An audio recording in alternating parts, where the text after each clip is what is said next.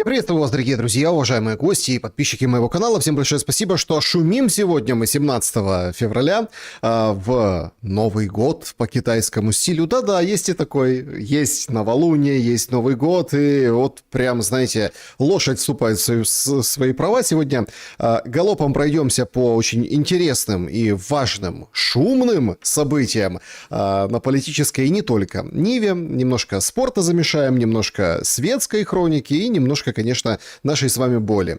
Самого главного, да, как вообще война меняет людей, как она действительно преображает, казалось бы, тех самых добрых, я все-таки из тех людей, которые верят, что добрых людей больше, преображает их в не весть что. Но обо всем по порядку. Традиционно формат «Шум» — это исключительно наш с вами формат. Вы пишите в комментариях, как относитесь к тому или иному, что здесь обсуждается, ну и мы все сообща, так сказать, делаем ветер, шумим да так, что слышно нас, очень и очень далеко. Для этого наша любимая рубрика «Игра в города». Значит, потрясающая игра, где вы пишете, откуда вы, и, соответственно, ставите лайк, если знаете географическую местность или сами оттуда, собственно, там находитесь. Поставьте лайк, ну а мы давайте начнем. С нами Саратов, Питер, Славутич на связи, Дассендорф шумит, Чернигов на связи. Давай, Саня, шумим, Ереван шумит, Тахо шумит, Калифорния. Ура, Винница дождалась Сашу и шум. Винницу большой привет вам, и шумит Запорожье. В Запорожье тоже большой привет. Всем большое спасибо в Оренбург, Чернигов, Ереван, Харьков на связи. Привет из Волгограда. Ровный кривой рог. Ну, да, действительно ровный. Там вот только после обстрела, да, была баллистика, была тревога, и, в общем-то, был прилет совсем недавно. Киев на связи, Первостольная, это означает Москва. Значит, порт Катон. Здесь Ставрополь шумит, Нария, Польша. Шебекино смотрит, Белгород, Одесского Ераба всем. Да, Одесса тоже, часть без света в Одессе тоже подверглась обстрелу прошлой ночью. Москва, столица, Бердянск, Челяба, Херсон. Привет из Алматы, привет в Алматы. Вышгород, шумим из Швейцарии, и это здорово. Друзья, пока шумите и пишите, откуда вы, я сразу обращусь ко всем, кто смотрит в записи. Понимаю, что где-то время неудобное, завтра на работу. Шибко долго растягивать не собираюсь, но там, знаете, насыщенный же день, очень насыщенный, и есть о чем задуматься и поговорить. Поэтому понимаю, что некоторые слушают, смотрят. Пожалуйста, напишите в комментариях, да, откуда вы, поиграйте в города. И даже если смотрите не в прямом эфире, а в записи, это тоже очень здорово. Открываешь комментарии, а там просто целая планета. Опрос сегодняшнего эфира у нас следующий. Сколько продлятся боевые действия? Внимание, не война, не договоренности когда, а вот именно боевые действия в том формате, в котором есть сейчас. Месяц-другой, до осени, год. Или до конца каденции Трампа, то есть это еще год, плюс туда дальше, в общем, посмотрим. Это очень-очень растянутая история. Смотрите, очень многие люди думают, что это все надолго. Вы знаете, я убежденный, наивный человек, я убежденный в том, что долго, уже слишком долго это происходить не может, исходя из того, в каком состоянии пребывает Украина, европейские, идеологические, политические, экономические реалии. Поэтому вот это окно возможностей, да, и форточники в этом окне, которых сегодня звал Зеленский, они, понятное дело, пытаются напакостить, но на самом-то деле логично, что это окно возможностей дает завершение боевых действий, какие-то варианты перемирия, какие-то варианты, собственно, переформата, какие-то варианты продолжения договоренностей без непосредственно гибели, обстрелов и всего прочего. Ну вот уже буквально вот к этой Пасхе, да, вот конец марта, апрель, то есть, пожалуйста. И все очень вкладывается в те дедлайны, о которых писали инсайдеры и пресса. Это логично. Переговоры сегодня в Женеве, мы их обсудим, хотя обсуждать по большому-то счету нечего. У нас есть только entertainment, то, что сопровождало до, то, что сопровождало как бы во время. Какие-то, знаете, мне так нравится пресса, когда говорит, вот, американцы в костюмах, а в Абу-Даби приезжали так, ну, как бы налегке, собственно, не отягощенные каким-то дресс-кодом. Это все entertainment. Но на самом деле посылы очень серьезные. И вот если, ну, правда, сейчас или никогда, потому что то, что будет потом, это будет первое на ужасающе худших условиях. Второе, это будет еще больше смертей и всего, собственно, как бы таких страданий и ада. И это самое-то интересное. Вот те люди, их очень много, и эксперты у меня в гостях, с которыми мы обсуждаем, и те люди в комментариях, они пишут: нет, ничего не закончится. Ребята, в основном все понимают, что это должно закончиться. И эту Женеву мы не можем рассматривать ни как шанс, ни как... Потому что мы ничего не знаем о том, что внутри. Ну или знаем только по определенным пересказам. Ни российская сторона, ни украинская, ну уж тем более американская, ничего не скажут, не дадут никакого объяснения. В общем, интересно. Интересно, и момент истины, вот он близится, вот он настает. Если вас уверяют и рассказывают вам, что нет, это все еще надолго.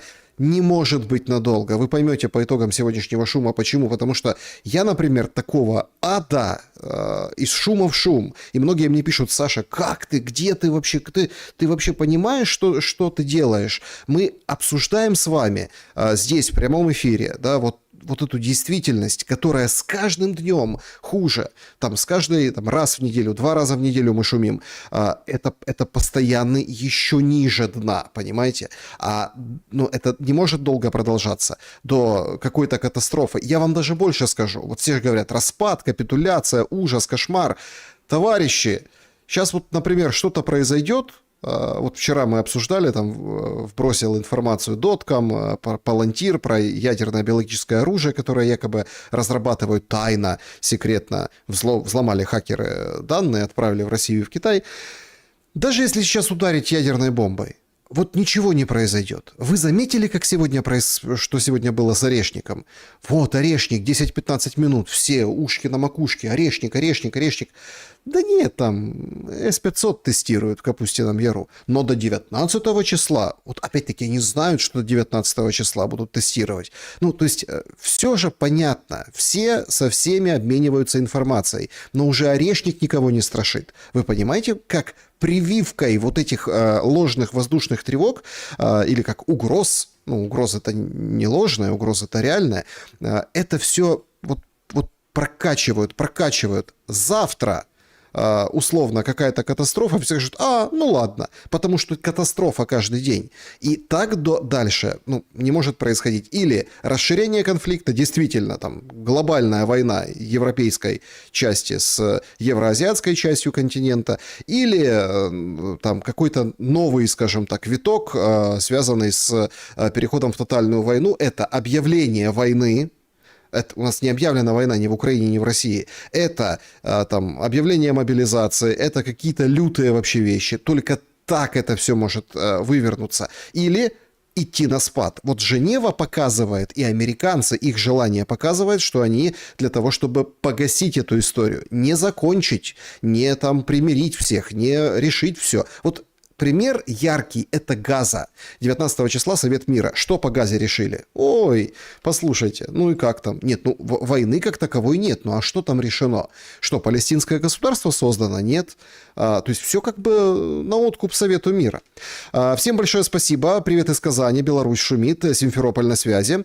Значит, да. Геленджик. О, замечательный мужик. Геленджик. Спасибо большое. Так, почему Батуми без света? Какая причина? А Батуми всегда, зритель пишет из Батуми, говорит: Батуми без света. Так, мне тут пишут: Шелест, ты говорил полгода назад. Так это же виток, вот он в этом и есть. Но полгода назад был Ермак, полгода назад совсем на других позициях стояли Стармер, Макрон, Мерц, да, которые там потужничают вдвоем против Макрона. Уже другая была история. Извините, Ван И не приезжал, представитель Китая, и с Сибигой не встречался. Я думаю, что вот честно, Ван Ин в мюнхенском формате, было с ним неприятно встречаться, но все просто понимают, к чему, что все идет к закату войны, и поэтому эта встреча нужна была как сигнал, прежде всего, американцам, как вот, да, вот какие-то такие, это их игра. Украина инструмент, Сибига в данном случае дипломатический тоже инструмент, поэтому вот такая история. Да, друзья, так, всем большое спасибо, Афины, Александр с вами, Новый Уренгой, Бровары тоже на связи, Винниця, да, спасибо большое. Так, привет из Узбекистана. Так, О, мне нравится, вот пишет человек, Шелест, ты чмо. Чмо, и причем с пробелами. Честный, молодец, обалденный. Да, вот спасибо вам большое. Отлично, спасибо. Всем мы здесь рады. На самом деле, давайте по сути, давайте переходить к важному. Ну, а кто у нас отвечает за самое важное? Ясно кто. Найпотужніший. Шановні українці, українки, передусім про масований удар, яким росіяни цей день почали. 29 ракет різних типів було, і 25 вдалося збити. Це важливий результат нашої протиповітряної оборони. І ще раз підкреслюємо, що ППО – це щоденна потреба. Так, погодите. Идут же вой и плач Ярославны, нет ПВО. Вчера представитель МИД Германии говорит, не осталось на складах ПВО немецкого. Все, не ракеты, все высосали. А смотрите, как лихо все сбивают. Молодец, Зеленский. Ну и тут отмечу вот этот запыханный тон. Ну вот смотрите, вот весь в делах народ ждет. Давайте, надо отметить наше ПВО. Да. Дякую всім нашим партнерам, які це розуміють. Навіть день старту чергових форматів у Женеві, тристоронніх, двосторонніх з Америкою, Росія зустрічає ударом. Це дуже чітко демонструє, чого Росія хоче і на що вони налаштовані. Да, но удары по Туапсе вчера вечером, тоже во время прямого эфира мы отмечали, там полетели 200 дронов. До этого позавчера удары по Москве.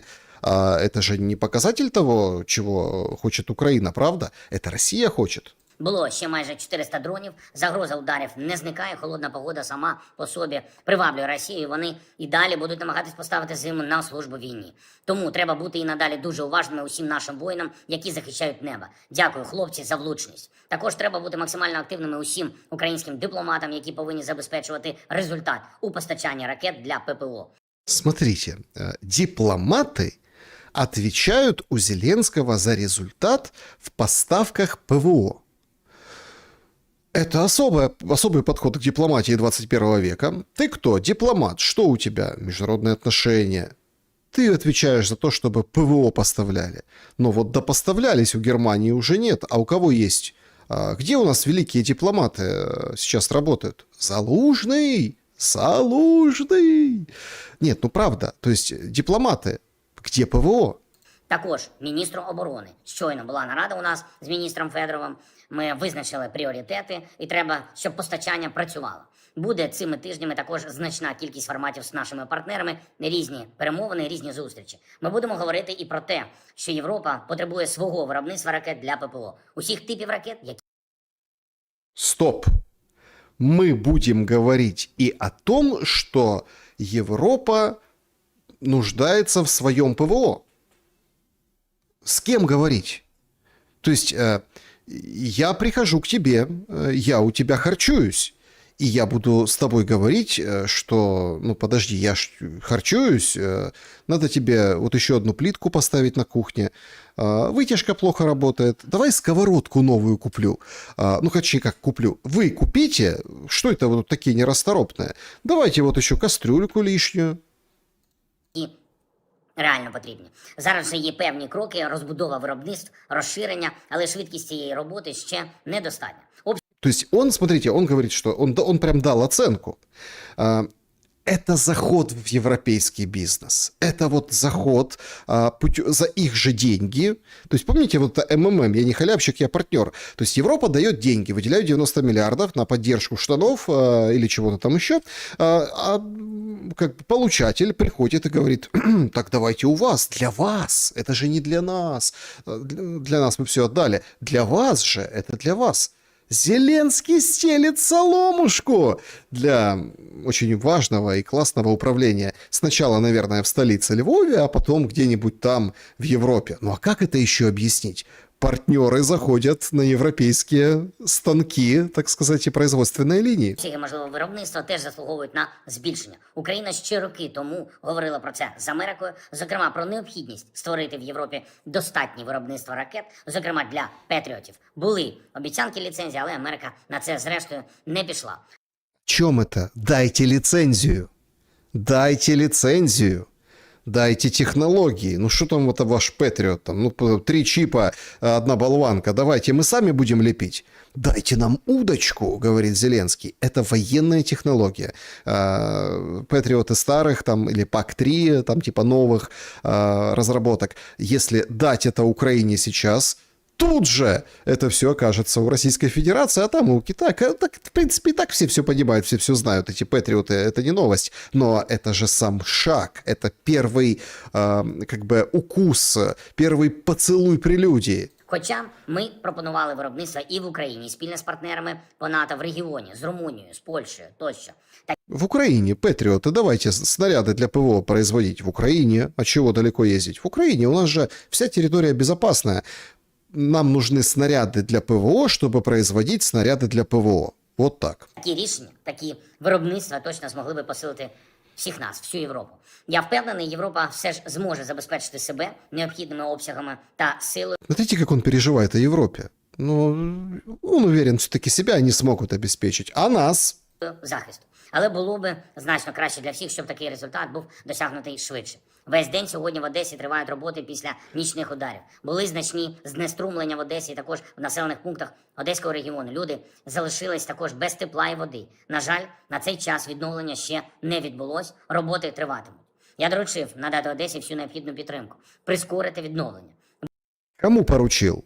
Сейчас в Одессе прямая президентская администрация. Все назначенцы, губернатор, руководитель города, Лысак, как-то он там поотсвечивал, говорит, будем уборкой заниматься, заметать все пойдут. Ну а дальше как? Ну а что, в Одессе все хорошо? Ну он же дал поручение, значит будет хорошо. То, что сейчас происходит в Одессе, это прямая ответственность Зеленского, потому что это четкая его вертикаль. Просто напоминаю, чтобы никто не забыл. Буде ще сьогодні доповідь делегації після першого раунду перемовин в Женеві. Хлопці точно мають поставити питання щодо цих ударів, питання передусім американській стороні, яка Ага, значит, хлопцы должны задать вопрос американцам. А что это за удары вот это были прошлой ночью? Не, мы, конечно, героически все отразили, там все крылатые ракеты позбивали, с баллистикой сложновато, ну так снарядов нет для Патриота, вот мы сколько вам раз говорят, больше производите, больше производите. Надо американцам задать эти вопросы. Американцы, а что происходит? Американцы, а что это за удары вообще, вы о чем? і нами Росії пропонувала утриматись від ударів. Україна готова. Готово. Значит, американцы предлагали и России, и Украине воздержаться от ударов. Украина готова воздерживаться от ударов. Россия не готова. А Украина воздерживается. То есть вышел Зеленский, красиво сказал, значит, нам предложили американцы с 0 часов сегодняшнего дня обстрелов по Белгороду, по вот этим нефтеперерабатывающим станциям. Короче, воздушных обстрелов нет. Мы ожидаем ответа. Ответа, например, не последовало, пошел обстрел. Да? Ну, тогда мы объявили, мы забираем как бы вот эти свои слова и, в общем, тоже продолжаем. То есть чтобы это провернуть, не хватает, собственно, ну, тут не мозгов, тут не хватает концептуальных решений от покровителей и советчиков, ну, или там тех, кто управляет этим процессом воздушных атак. Вы же видите, как филигранно. То есть то, что там Белгород отселять надо, там дома, ну, пока вроде все держится, все более-менее нормально, но об этом серьезно говорят. Тоже сливают воду с батарей. То, что вчера была атака.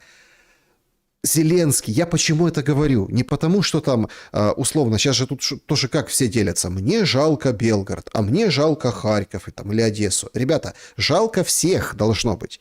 Я имею в виду людей. Но тут же идет элементарная игра. Мы поставим на вид перед американцами вас, россияне. Нам війна не потрібна. І ми діємо завжди дзеркально. Ми захищаємо свою державу, свою незалежність. Так само ми готові швидко рухатись до достойної угоди про завершення війни. Питання лише до росіян, чого вони хочуть. І також, чи будуть наслідки для Росії за те, що шахеди, ракети та фентезійні балачки на історичну тематику для них мають більше значення, ніж реальна дипломатія. Угу. То есть реальная дипломатия имеет больше значения, чем вот эти фантазийные как бы пересуды об истории. Так, это он Мединского вспомнил, да, потому что как бы Мединский, ой, как не нравится то, что он вернулся в переговорную группу. То есть Россия к реальной дипломатии не готова и должна ответить, чего она хочет. Так это же на столе, в духе Анкориджа, то, что хочет Россия. Вопрос в том, что Зеленский же этого не хочет. И его мюнхенские речи, ну, простите, как бы понятны. Дипломатія і тривалий мир.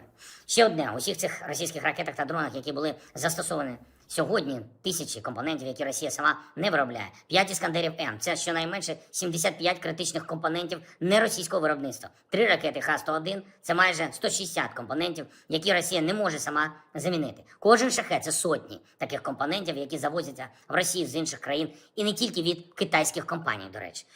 Кстати, не только от китайских компаний. Не-не-не, не только от китайских. Вообще, как бы Россия, что она из себя представляет? Компоненты все чужие, все вот это. Что ты хочешь, Россия? Стреляет, получается, по Украине весь мир. Смотри, сколько компонентов. Ще Європа, Америка, Японія – це не тільки для нас в Україні, але й загалом. Для глобальної безпеки важливо, щоб партнери реально блокували ланцюжки постачання в Росію критичних компонентів для виробництва зброї. І також, щоб самі компанії краще слідкували, куди потрапляють їхні компоненти. Росія без таких зв'язків зі світом нічого не може. Вони не здатні бути сильними в повній ізоляції. Не способны быть сильными в полной изоляции. Как это надо? Чуть помедленнее, я записываю. Саме тому блокування і тиск справді можуть спонукати агресора до зміни політики. Але це залежить від рішучості світу. Я дякую всім, хто діє сильно, щоб агресор втрачав можливості затягувати цю війну. Я дякую всім, хто допомагає нам, хто допомагає Україні. Слава Україні! Вот такое обращение. Незамысловатое. Все как бы понятно, да? Все как бы прошелся по основным точкам, надо давить на Россию. Так а что с переговорами? Вот опять-таки, реальная дипломатия. Ухватился я за эту мысль, и вот что думаю, да? Вот что такое, ну вот, например, да, там, реальная, да, вот реальная дипломатия. Очень яркий, да, и такой, я бы сказал, принципиальный, показательный момент реальной дипломатии – это вот то, что происходит на треке с Ираном. Да-да, именно с Ираном. Значит, Wall Street Journal нам сообщает, что официальные иранские представители предложили временно приостановить обогащение урана, предположительно на 3 года. Значит, переместить часть запасов урана за пределы страны и договориться с США, чтобы продвинуться в переговорах по сделке. Но неясно, удовлетворит ли временная такая приостановка на 3 года требования президента Трампа. Почему? Потому что у Трампа нужно там на 100 лет, на 200 лет, он должен сейчас получить и все. А 3 года это как бы, ну, это перестраховка своеобразная. Окей, давайте компоненты увозим в дружественные страны, да в Россию тоже повезут. А мы приостанавливаем. Ну и как бы вот и разошлись. Америка сейчас думает, да? Думает и демонстрирует эта вот инфографика. Это потрясающе, это ошеломительную как бы мощь наращивает Америка. Да, вот сколько, где, каких видов вооружений, каких самолетов. Ну, то есть это на этой инфографике, конечно, там Дженераль Форд, вот эти все Абрахам Линкольн, сколько у них там чего, какие еще суда в поддержке. То есть Америка давит, да, и вроде как Иран говорит, да мы готовы прогнуться, пожалуйста. Ну, самолеты, кстати, готовы. Сообщают, что в настоящее время там 36 истребителей F-16 и 12 F-22 ВВС США, они вот в пути, как сказать, находятся в пути на Ближний Восток. Значит, 12 F-16 отправляются с авиабаз в Европе, еще 12 с объединенной базы Национальной гвардии в Макентайр. Истребители, там, Рапторы еще уже отправились с авиабазы Ленгли, то есть, в общем, туда все стягивают и стягивают, и, ну, делают это очень и очень угрожающе. То есть военные, на самом деле, эксперты так и говорят, что что-то будет, что-то точно будет, потому что такие силы сбрасывать невозможно и накапливать. Но Иран, как бы, предложил эту уступку, а параллельным ходом, параллельным курсом, вот сегодняшние были переговоры, да, с Виткофом, параллельным курсом как бы бодрит свое население и угрожает, так сказать, всем остальным. Ну и соседи тоже очень завороженно смотрят на эти ролики, сгенерированные искусственным интеллектом. Значит, все красиво, все вот мощно, часики, начитка по-английски, поднимается ракета. запускается. Это типа база. Разбегаются солдатики, а сейчас они уже все, видите, на осколках. Бункеры, пробивает бункер, мощные взрывы, звонят кому-то: Трамп, алло, ты что? Ну, в общем, очень быстрые снаряды, невозможно сбить никакими тедами, там, тадами, да, саадами, вот этими, те, которые круче Патриота. It is about absolute power. But what has made this Iranian giant uninterceptable? Let us delve into the heart of Khorramshahr 4. Khorramshahr 4, equipped with next-generation liquid fuel, is capable of being stored in silos. Ну, то есть презентация ракет. Слушайте, я вот вспоминаю, когда презентовали россияне, да, вот эти свои ракеты, и они там это делали, ну, понятно, просто. Еще тогда все, помните, смеялись. Союз мультфильм, не было искусственного интеллекта такого разве. А смотрите, как красиво, как вот это все в глаза так бьет. Но это реальная дипломатия. Но заметьте, давайте так, там, конечно, есть ставки на полимаркет с крупными суммами, что вот-вот до конца месяца и нападет Трамп на Иран, и хорошие там деньги можно поднять, и уже кто-то поставил. Но давайте честно, никто пока не напал. Иран выглядит достойно в этой реальной дипломатии. Их же как сначала собирались как-то гуртом легче и батька бить, собирались региональную историю, да, продвигать. Они сказали: нет, отворот-поворот, мы хотим с США поговорить. Вот они поговорили. И да, есть проблема. Предложение приближается к ключевой проблеме между сторонами, но не является приостановкой обогащения, которую желает президент Трамп. То есть мы там можем, скажем так, временно приостановить, но не полностью. Да, мы готовы вот так, но не навсегда. Значит, официальный арабский источник тоже по поводу баллистических ракет вот что сообщает: предпринимаются усилия по созыву широкой региональной встречи для обсуждения вопроса после того, как Иран отказался обсуждать его с США и предпочитал вести переговоры, да, вот с региональными лидерами. Это вот что имеется в виду? Это вот то, что Нетаньяху говорит: ограничьте, пожалуйста, себя на 300 километров. Иран это тоже отвергает. Вот это вот реальная дипломатия. Очень на самом деле интересно. Там замешан, конечно, и вот этот новый хайп, и такая восточная тоже хитрость определенная, потому что восточные страны участвуют в этом.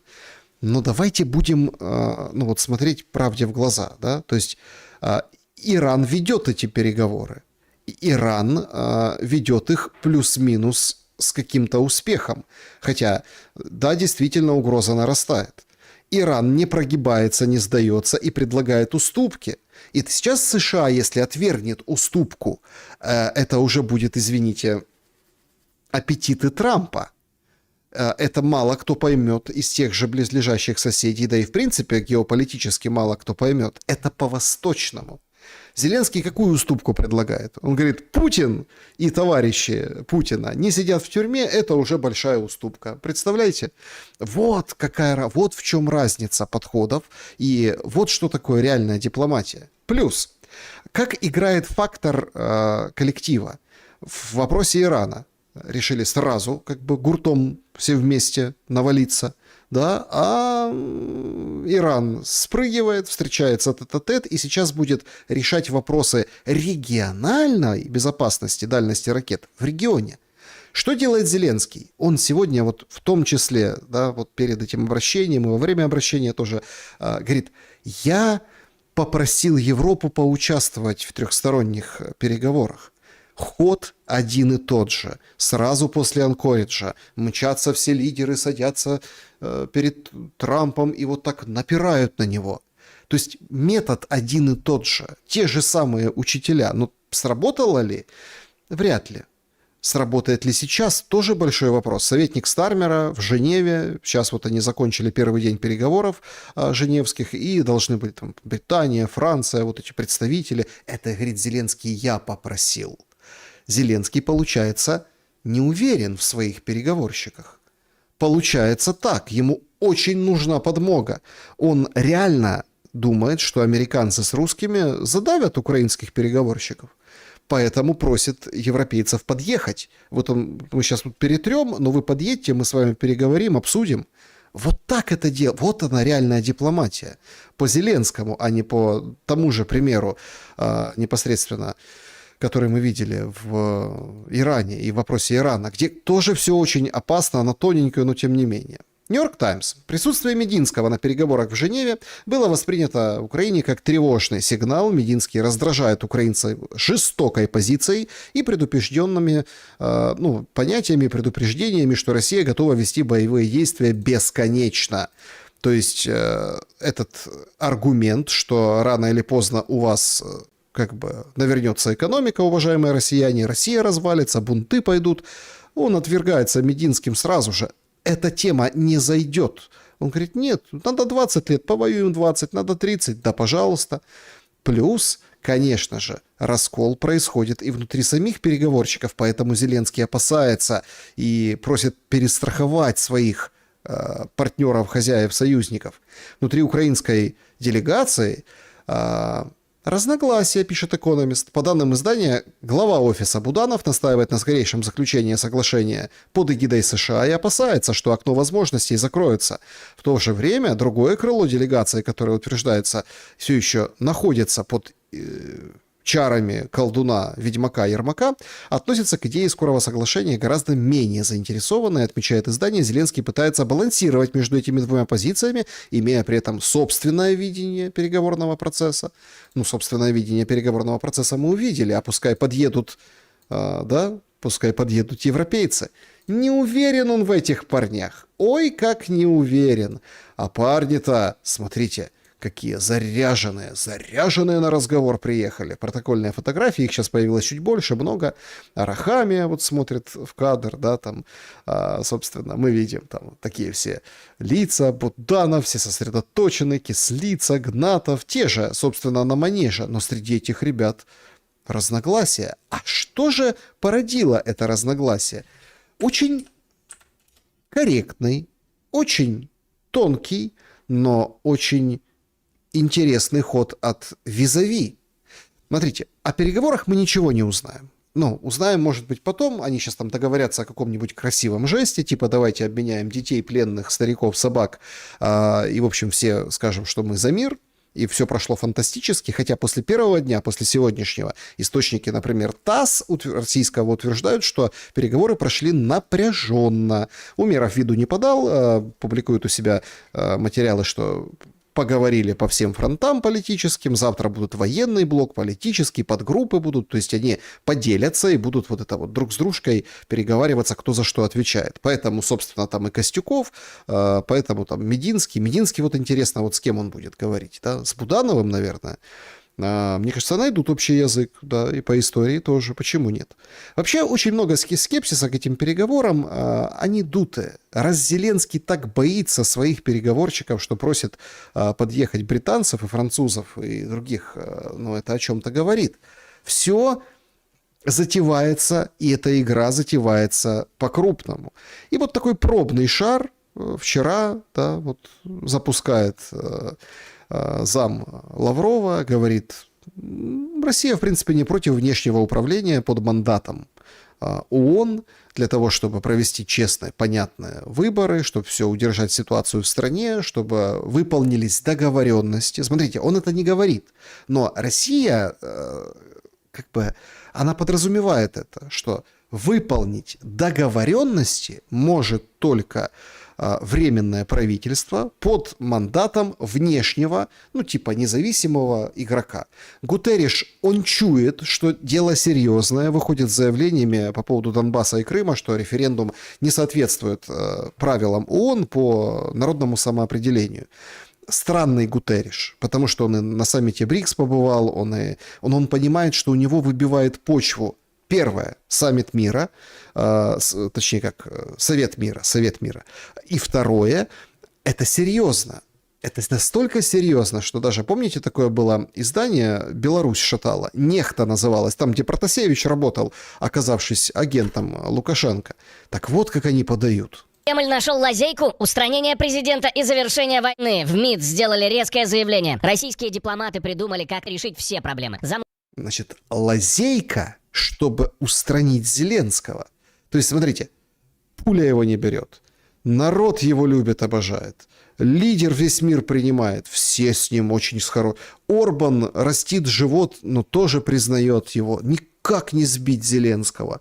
А вот МИД нашел вариант. Лаврова говорит, что идея внешнего управления Украиной под эгидой ООН после завершения так называемой специальной военной операции – один из возможных вариантов урегулирования. И Россия готова обсуждать его с другими странами. Это якобы позволило бы провести демократические выборы, привести к власти дееспособное правительство, это все цитата, и затем подписывать полноценный мирный договор. В ООН соответствующего механизма не разработано. Но зачем тогда предлагать? По российской теории Украина якобы под внешним управлением уже очень давно. Не стыкуется как-то. Не стыкуется у них как-то. Так, ответ очень простой, ну, как бы тут я не хочу вступать в дискуссию с нехтой, но ответ очень простой. Для того, чтобы исполнились договоренности. Потому что есть опыт Минска, потому что есть опыт зерновых коридоров перемирий, есть опыт там других контактов, есть проблемы. Да, даже энергетическое перемирие официально на муниципальном канале киевском эксперт энергетический вышла и сказала: да, Украина сорвала. То есть есть вопросы. А эти не сорвут. Вот причина вводить внешнее управление, потому что это будет срывать, саботировать, даже если сейчас они кивают гривой и даже подписывают что-либо, то делать этого не будут. А более того, там же какой вариант рассматривается? Даже вот такой топорный, простой. Мы сейчас сядем, подпишем, а потом раз, какая-нибудь там война, обострение, все покажем дружно пальцами на Россию, где там США со своими гарантиями? А вот они ратифицированы в Конгрессе, а вот там давайте британцы, давайте европейцы, давайте строить. Вы же строили заводы, мы вам советовали. Так вот этот час настал, давайте дальше воевать. Зачем это нужно? Да, ровно для того, чтобы замутить эту большую войну. Ровно для этого. Очень важный и очень такой серьезный и сильный посыл вот этого продукта, да, ну как бы, да, вот сценария, да, в том, чтобы исполнить договоренности. И полноценный мир подпишет уже переизбранный под как бы перемирием гарантированным и условиями гарантированным. То есть выборы фактически, внешнее управление, выборы временное правительство проведет под мирные договоренности, которые уже известны на пороге, и сейчас в Женеве очень хорошо обсуждаются. Вот как это все выглядит. Ну а по ударам мы видим, конечно, потужную статистику. Прошлой ночью, значит, все сбили крылатые ракеты, 425 разных целей летело. Вот поэтому хвалит всех Зеленский. Кстати, уже начинают подозревать, вот так выглядела карта, да, вот этого обстрела.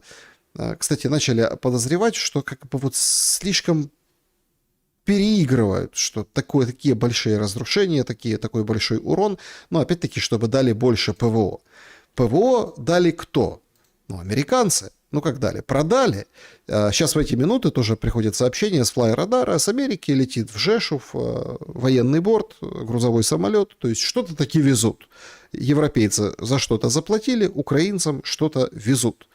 Но как бы Россия не сверхдержава, заявляет Кая Каллас, которая лицом, носом, глазами, губами крутит во время Мюнхенської конференції при виступленні представителя США при ООН. Але давайте будемо чесними щодо Росії. Росія не наддержава. Після понад 10 років конфлікту, включаючи 4 роки повномасштабної війни в Україні, Росія ледве просунулася за лінії 2014 року. А яка ціна? 1 мільйон 200 тисяч втрат. Сьогодні Росія зламана. Її економіка в руїнах, вона відрізана від європейських енергоринків, а власні громадяни тікають. Бегут все из России. Все бегут. Россия отрезана. Ужасные потери. Вот такая цена. Вот такая цена войны.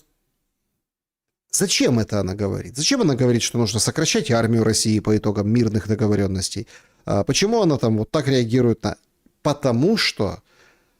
Потому что это ее линия. Она ее ведет, ну, линия глобалистов, линия там хозяев вот этой надстройки европейской, которая над суверенными странами. Уже расползаются эти страны внутри, но они сохраняют этот костяк. Они пытаются втянуть Трампа в это, платить за это, прикрыть это, отменить, забыть то, что было до, на чем, собственно, Трамп и избирался. Ну и в конце концов, смотрите, последнее время, ну это как, не знаю, Рютте сел и посмотрел псу Патрону, псу Патрону посмотрел в глаза и сказал: будем дальше воевать. Да, вот, мы мощные, мы такие классные. Ну, сказал Рютте, пес Патрон. То есть это зачем делается? Это провокация на более решительные действия. Мол, а что вы там добились? А ну-ка давайте, достигайте. А когда Трамп и от американцев нечто подобное звучало, ну, это вот несколько месяцев назад, Россия не повелась. Почему они думают, что когда Кая Каллас скажет, поведутся? Задача максимально спровоцировать на неадекватные действия, на какой-нибудь там резкий разворот, усилить эскалацию максимально, чтобы вот Зеленский вышел в очередном обращении и сказал: смотрите, чего хочет Россия. Вот вы видите, там они мобилизацию проводят или орешниками лупят направо и налево. Тут же как? Орешник сегодня объявили угрозу? Ну, считайте, был. Потому что там угроза орешника, здесь орешника угроза. Всего там 2 прилетело, но уже как бы 4. В этом же логика. Это логика отодвигать эту красную линию и заманивать на заступ Россию. На заступ за эту красную линию, чтобы потом что? Правильно. Вставай, Европа, страна огромная, на смертный бой, вперед, так говорится, из песней. Как хитрят киевские товарищі? Виборами хитрят. От Корнієнко вийшов. Тому 60 днів, про які каже президент, це дуже правильний строк, який там мінімальний, який може бути, який дійсно має бути в повній тиші. Тут не може бути мова про якісь там напівміри, там, що там Путін каже 1 день, там ще щось. Це ну так не працює. Значит, смотрите, как говорит Путин, так не работает. Нам нужно 60 дней. Готов Путин на 60 дней? Вот, пожалуйста, мы выборы проведем. И, конечно, будем готовиться. 60 дней. Вибори повністю від початку виборчого процесу до дня голосування, до підрахунку мають бути в повній тиші. Під шахедами, під пушками не проводяться вибори. Це всі розуміють. То есть Россия плохая, Россия, ну, дурная страна, слабая. Они провели свои выборы, там, сколько, двое разных там, двое или вот будут еще осенью, еще там в Госдуму, 3. Они проводят на те территории, которых контролируют, там тоже как бы включили в состав, они от слабости проводят. На самом деле никто не может проводить выборы, когда вот пушки летают, дроны, по ЦВК стреляют. В Херсоне, например, помните? В парламенті всі, і наша пригорна група і так далі. Інша справа, що ще якийсь час треба на підготовку закону. Тому ми говоримо, що це краще довше, да? Тому що парламент теж, ви знаєте, безпекові фактори теж на нього впливають. Конечно, влияют. Безопасность, а еще и здоровое питание, питье обильное влияет. Конечно, влияет. Вот можно взять и как бы обгадиться ни с того ни с сего, а тут еще ракета летит. Давайте так, чтобы ракета не летела, тем более, что по парламенту стреляют, депутаты в опасности, нет возможности сконцентрироваться, запятые проверить в законопроекте. Понимаете? Это игра на затягивание, чтобы выйти и сказать: мы победили. Не ты, Трамп, победил, а мы победили. Россия согласилась на это перемирие. Только вопрос, зачем? Зачем, если Россия говорит: мы, в принципе, не против и поддерживаем эту идею, чтобы вам выборы провели внешнее, временное правительство ваше и внешние кураторы. А тут они говорят: а нам надо 60 дней. Да? 60 дней, и тогда проведем мы. Вообще, конечно, эти игры, эти танцы с бубном украинских политиков, они же и вот перед Россией вот так. Но это же представление все перед Америкой. Вот посол на Мюнхенской конференции что говорит? Стефанишина. Пані Ольга на Заході. У мене до вас є запитання. Перше, західна преса активно пише про те, що все ж таки американці наполягають на укладенні угоди поміж Україною та Росією, і лише опісля вони готові підписувати та надавати нам гарантії безпеки. Значит, смотрите, понятный вопрос, в принципе, грамотный, журналистский. Ты кто? Посол, я посол. А американцы говорят: сначала подписывайте сделку с россиянами, а потом мы вам подпишем гарантии безопасности. Це питання послідовності кроків. Як вже ви неодноразово чули від української і від американської сторони, робота йде паралельно по всім напрямкам. І так само мова йде і про повоєнні заходи з економічного відновлення, про питання гарантії безпеки. То есть, что она сейчас делает? Она сейчас набрасывает. Ну, то, что делает, в принципе, и Зеленский, то, что делалось последние вот эти недели. Зеленский, который, помните, Сначала говорил, ну, опять-таки, я тут спрашиваю, извините, кому неприятно, что постоянно помните. Ну, так это же было. Он четко вышел и сказал, в Давосе, по-моему, в кулуарах. Тут же Давос, Мюнхен, Давос. Выходит и говорит, значит, сначала мир, ну, или там договоренности с россиянами, а потом гарантии от США. Это он сказал, это никто за язык не тянул. Есть видео, я вам показывал в шуме. Сейчас они перекручивают, говорят, не-не-не, смотрите, она набрасывает, а тут и гарантии, а тут и восстановление, а тут и процветание, а тут еще там безопасность, а тут еще пятое, а контингенты обязательно, давайте вспомним, контингенты обязательно. Я думаю, що найважливіше це те, що ми почули від президента Трампа в результаті останньої його зустрічі з президентом Зеленським, це те, що гарантії безпеки це не лише рішення для України, це договір, який забезпечить виконання Росією плану завершення війни. І це, я хочу нагадати, також план Трампа, один з його, скажімо так, пріоритетів у завершенні воєнних конфліктів у світі. Тому це, думаю, важливо, звичайно, для України, для життів українців, але не менш важливо для самого президента Трампа, який має гарантувати виконання домовленостей, які він досягне за його посередництво щодо завершення війни. То есть Трамп, ну то ж тебе надо. Ну давай, подсуетись, Трамп. Абсолютная зеркалка игры России. Но только там были договоренности с Трампом, а здесь есть договоренности. Я открою страшную тайну. Вот эти советники, ну по состоянию на сейчас, пока не видно, информация не пришла, которых Зеленский позвал в подмогу своим, ну, то есть еще там пацанов подтянуть, да, советника Стармера, вот это вот, в Женеву сейчас. Он, давайте, мол, подскочите там, а то вдруг там наши там, ну, проконтролируйте там, поговорите с ними там, в чувство приведите, а то вдруг их там сейчас россияне с американцами укатают. Эта история, вот эта вот, да, история, это ведь тоже, вот это игра одного порядка, понимаете? Вот это игра одного порядка. Это попытка зеркалить. У россиян была договоренность в Анкоридже. У этих договоренностей нет.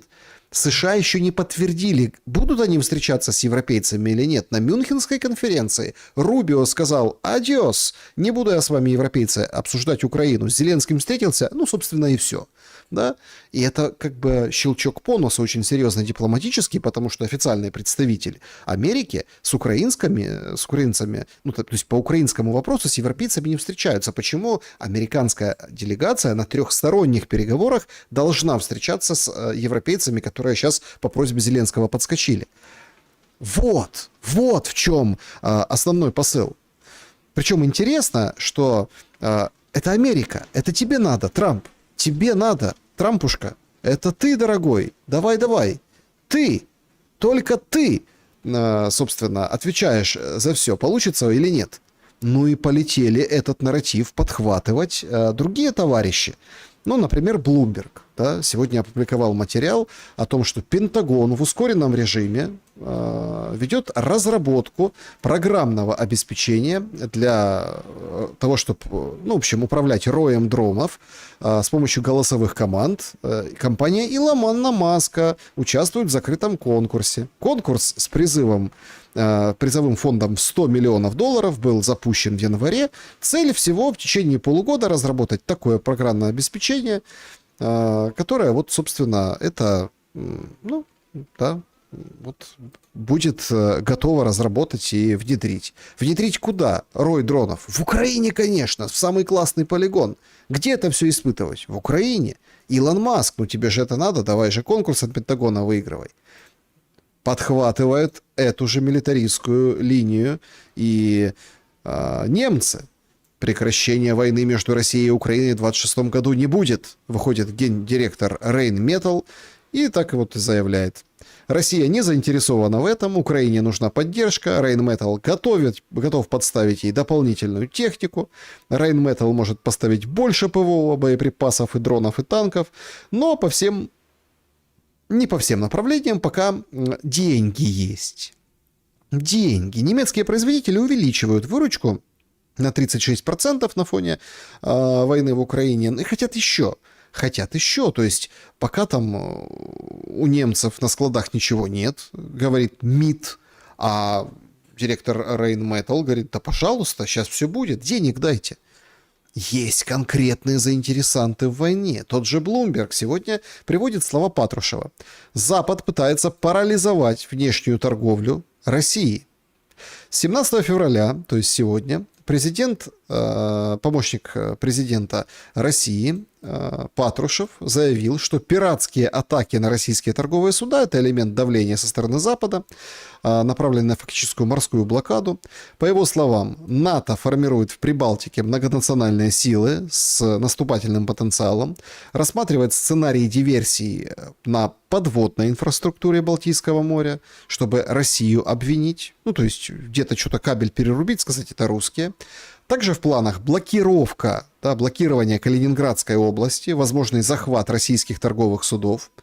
Концепция теневого флота, которую использует ЕС, названа юридической фикцией и элементы стратегии морской блокады.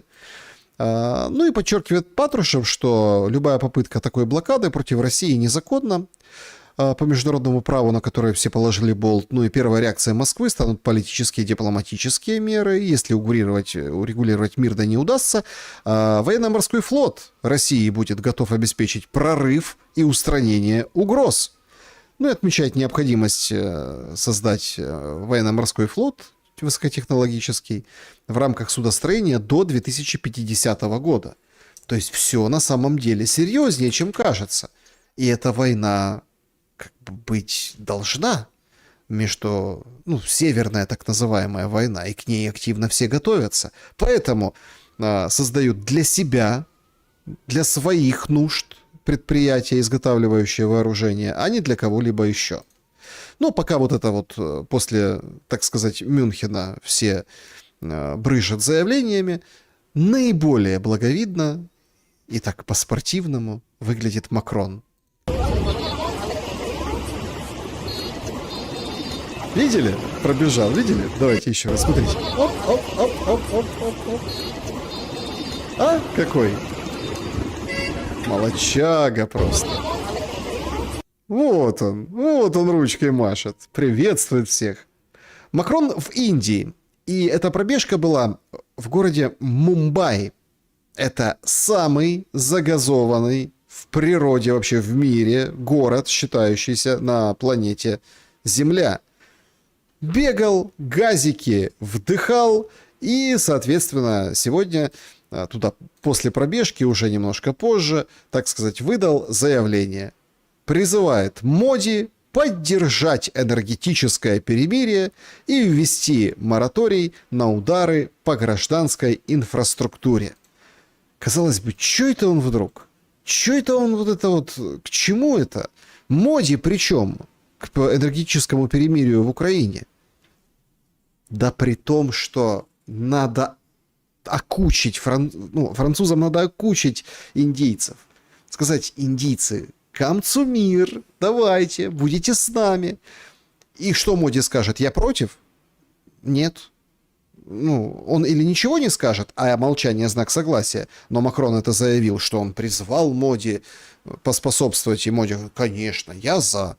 И все, видите, на моей стороне Индия. Следующий шаг вот этой медийной истории — это раз, так сказать, и выйти и сказать на весь белый свет, что Индия поддержит перемирие. Дальше будет судорожные звонки: подождите, с российской стороны, алло, союзнички, а что это вы тут заявили Макрону? Там ответит: да это Макрон, это вот сам это все выкрутил. Вот как он. Пробежечка в Мумбаи, Моди, помоги, Моди, поддержи. Вот как они делают политику. Вот. Хотя, казалось бы, совсем недавно Макрон войска уводил в Одессу, в Днепр, помните? А сейчас это все развеялось, как дым.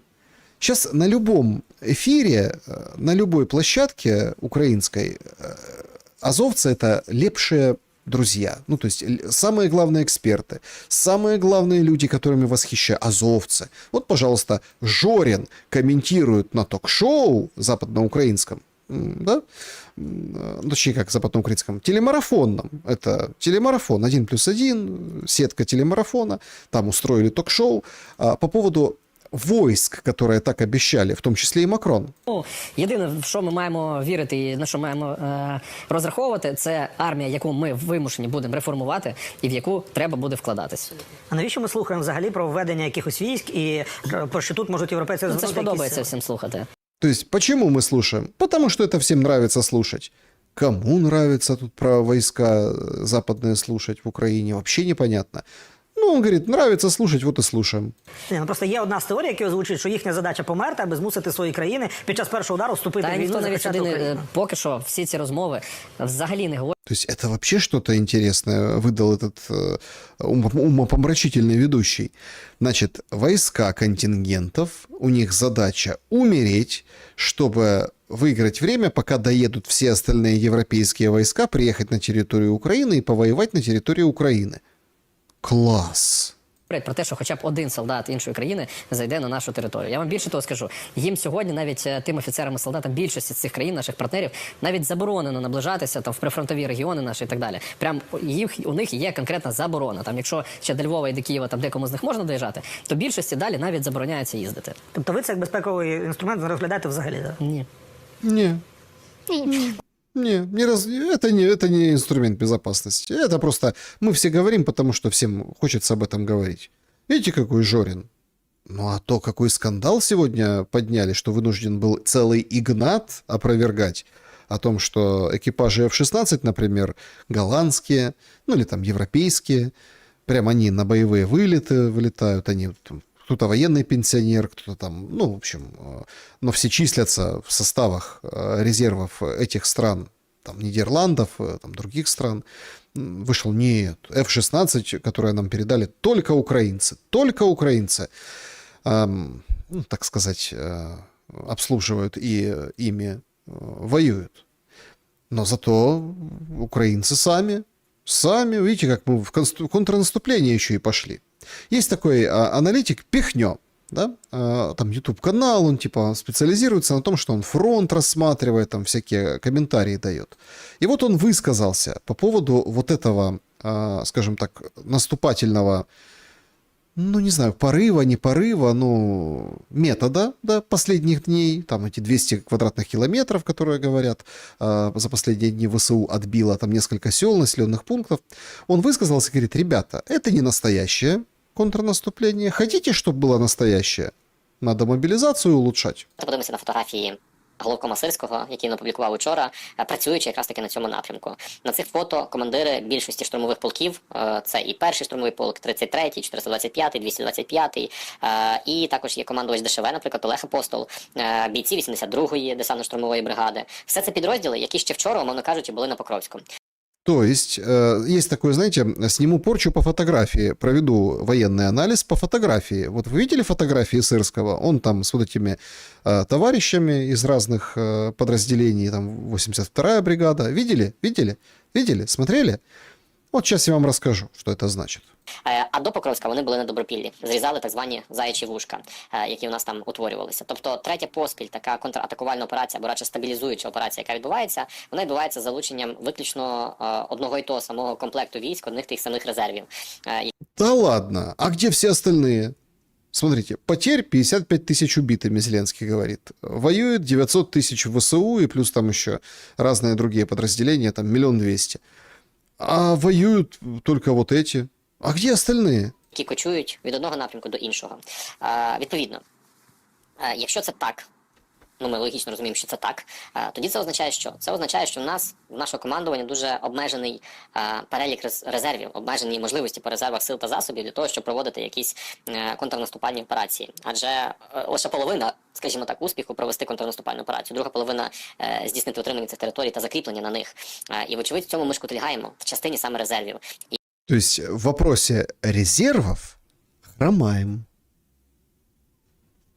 Хромают резервы. Я б дуже не хотів, щоб ті успіхи, які, безперечно, що зараз є в контексті, повторюся, зламу плані противника, в нас змінювали дещо інформаційні акценти, тому що головним інформаційним акцентом насправді йде і є просідання мобілізації.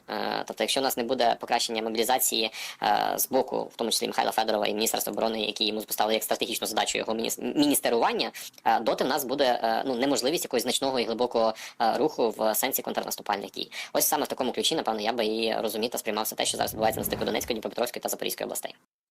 То есть, значит, что сейчас происходит? Мы ж наступаем. Говорит, ну мы там ломаем планы противника, но нам нужно, чтобы Федоров подсуетился. Федоров, подсуетись, надо мобилизацию усиливать. А куда усиливать? Уже священник римо-католический выходит и откровение говорит в ефірі радіо «Новое время». Задавали це запитання, насправді, присутствуючи кажу, з нашим президентом, з прем'єр-міністром, з багатьма іншими. Навіщо ця війна, якщо через 15 років не буде кому платити податки пенсійні, якщо в нас не буде людей? В нас сьогодні не кризис, в нас катастрофа. Так насправді, якщо ми говоримо про демографію. Катастрофа, признает епископ Римо-католической церкви. Уже это, казалось бы, негонимая часть, да, христианских церквей уже говорят, ну, ребята, у нас катастрофа. Через 15 лет некому будет налоги платить. Это ужас. Что ж вы делаете, товарищи? Но недостаточно мобилизуем. Воюют одни и те же, все остальные как бы держат фронт или что они там делают. Одни и те же как бы пытаются, мы не можем контрнаступать. То есть, товарищи, давайте контрнаступать, идите все, как говорится, в армию. Вообще, еще один другой бывший военный, он как бы очень интересно, очень интересно подает мысли Зеленского. Будем держаться до тех пор, пока русские не оккупируют Донецк. Они все равно его оккупируют, эти военные, они ничего не умеют. Я уже сколько раз им говорил, как нужно, значит, там наступать. Они какие-то токсичные, грязные постоянно, вообще ничего не понимают. Давай вообще их не будем звать всех и слушать. Ставки эти, кстати, давненько уже, военнопроводы, до речи. Ставки не будем проводить, они нам не нужны, эти военные, от них толку нет. Вот, значит, пускай они сейчас проиграют Донецк, да, вот, тут с другой стороны, значит, ТЦКшники пусть всех и кошмарят. Это что же они в военной форме, правильно? Они проиграют Донецк, а мы сейчас ни на какие условия не пойдем. А я потом, значит, выйду к людям и скажу, вот видите, я договорился по линии боевого соприкосновения, это военные все проиграли, я со всеми договорился, вот, по линии, значит, боевого соприкосновения мы эту войну, значит, и закончим. Сейчас на референдум вынесем, только не я приму решение, мы вынесем на референдум параллельно с выборами президентскими, вот, и голосуйте за меня, потому что я договорился по линии боевого, значит, разграничения. Только мы сейчас подождем, пускай русские Донецк оккупируют. Ось така у нього, типу, позиция. Ну вот так, понимаете? Понятно, что это как бы немножко упрощенно, понятно. Ну смысл этот же. Простыми словами уже доносят, там, да, воевавший, это Микита Бак, по-моему, да, ну, известный, тоже популярный обозреватель, блогер на военную тематику. То есть вот такие мысли. Значит, пускай они проиграют вот это тут со временем, рано или поздно проиграют. А потом раз, и все, по линии, и на мою и выйдет. Смотрите, стоим, где стоим. Только вопрос, когда? И вот это вот, скажем, ну, вот эта вот отсрочка, да, вот она поэтому и будет. Так, а что же в оконцовке? Вообще, подождите, что значит, не отдавать, не договариваться, а отдавать через силу? Как это? Да ему все равно. Также этот же Микита, да, Бак, он рассказывает, что ему все равно, сколько там той территории. Главное, что он главный. А решение, что подступать, люди принимают. Реально в голові Зеленського є дуже простий план. Сидіти, там, дай Бог, Путін вмре. А скількись та України залишиться, може хоча б от стільки залишиться, і я ж та буду там президентом. Не хтось інший, я буду там президентом. Його навіть влаштує, якщо він буде президентом в екзилі, якщо він буде сидіти десь в Польщі, а тут ще буде якісь повстанські рухи, і йому в Польщі будуть давати якісь кошти, там ще хтось про щось, і він буде їздити і всім розповідати. Да, и будет ездить и всем рассказывать. Не зря же общается сейчас с Тихановской и со всеми. Его вот этот план не страшит, потому что денег уже наколядовано очень много. Очень много. Все есть, подушки безопасности есть. Главное, лицо сохранить, чтобы королевские дома принимали и как бы защиту вот эту дали. А вы воюете, проигрываете, выигрываете. ПВО, ничего страшного, давайте, мы там поставим. Вообще как бы разгадывает потихоньку украинский народ Зеленского. Вот такие даже комические вещи публикуют в соцсетях. Когда мы победим вместо советского вот этого барахла Родины Матери, на Печерских холмах будет стоять памятник первому украинскому императору-воину Владимиру Незламному. А в украинском гимне появятся такие строки: «Батька наш Зеленский, Украина, мать». Вот так вот пишут. Понятно, что это шутка, это юмор, это не у кого-то перемкнуло, понимаете? Но тем не менее. Причем интересно, ой, как интересно, как выставляют в средствах массовой информации Россию. в этом, ну, в этом контексте. Кая Каллас выходит и говорит же вот выше, из России убегают, понимаете? И это очень хорошо подхватывают. Смотрите, нарыли где-то в Униан статистику. Интересная статистика. Что ж это за... Это отток населения. И озаглавили эту табличку тем, что соотечественники заканчиваются в 2025 году по программе добровольного переселения соотечественников в Россию переехало всего 26 тысяч человек. Это «Коммерсант» публикует, это самый низкий показатель за 15 лет. Спад интереса к программе объясняют эксперты рядом факторов. Это захватническая война против Украины, экономическая ситуация в стране, ужесточение языковых требований к участникам. Ну, что русский язык надо знать вот этим мигрантам и соотечественникам. Также собеседники издания допускают, что рожденные в СССР соотечественники, они просто заканчиваются, потому что большинство переехать жить в Россию уже это сделали. Ну или не имеют вот этой льготы, что если у тебя там или свидетельство о рождении, или паспорт Советского Союза был когда-то, то тебе легче. Да? Или там для Украины была отдельная программа, там для других стран. Заканчиваются, значит, соотечественники, и рожденные в СССР заканчиваются. Так в этом-то и стратегия этой войны. Именно в этом. О том, кто заканчивается в Украине, стыдливо умалчивают, мы только косвенно можем догадываться. Вот сегодня новость. Погранцы заявляют, что пограничник выпускал за границу мужчин призывного возраста по документам своего покойного отца. Во Львовской области задержали этого пограничника. Этот выезд стоил $15 тысяч. Значит, использовались паспорта 70-летнего умершего отца таможенника и 77-летнего родственника знакомого, да, водителя. Ну, то есть все делают деньги. И, пожалуйста, этот пограничник тоже решил тоже делать деньги. Почему бы и нет? И вообще, вот в России все плохо, а у нас все хорошо. Ну вот, например, сейчас же какая эра? Да? Эра там новых технологий. На самом деле все помешаны и в среднем, малом бизнесе, везде на вот этих принтерах. Сейчас вот такие ошеломительные, залипательные видео тиражируются в сети о том, что на 3D принтерах даже корабли даже, ну, печатаются. Вот так вот, смотрите, какой он крепкий. Мощно, потужно. Вот так вот, смотрите, раз, это все цельный материал, не сломать, ничего не сделать, вот. И вот в то время, когда корабли печатают на 3D принтере, когда вот такая робототехника везде, вот такая защита типа у этих неумелых россиян на передовой.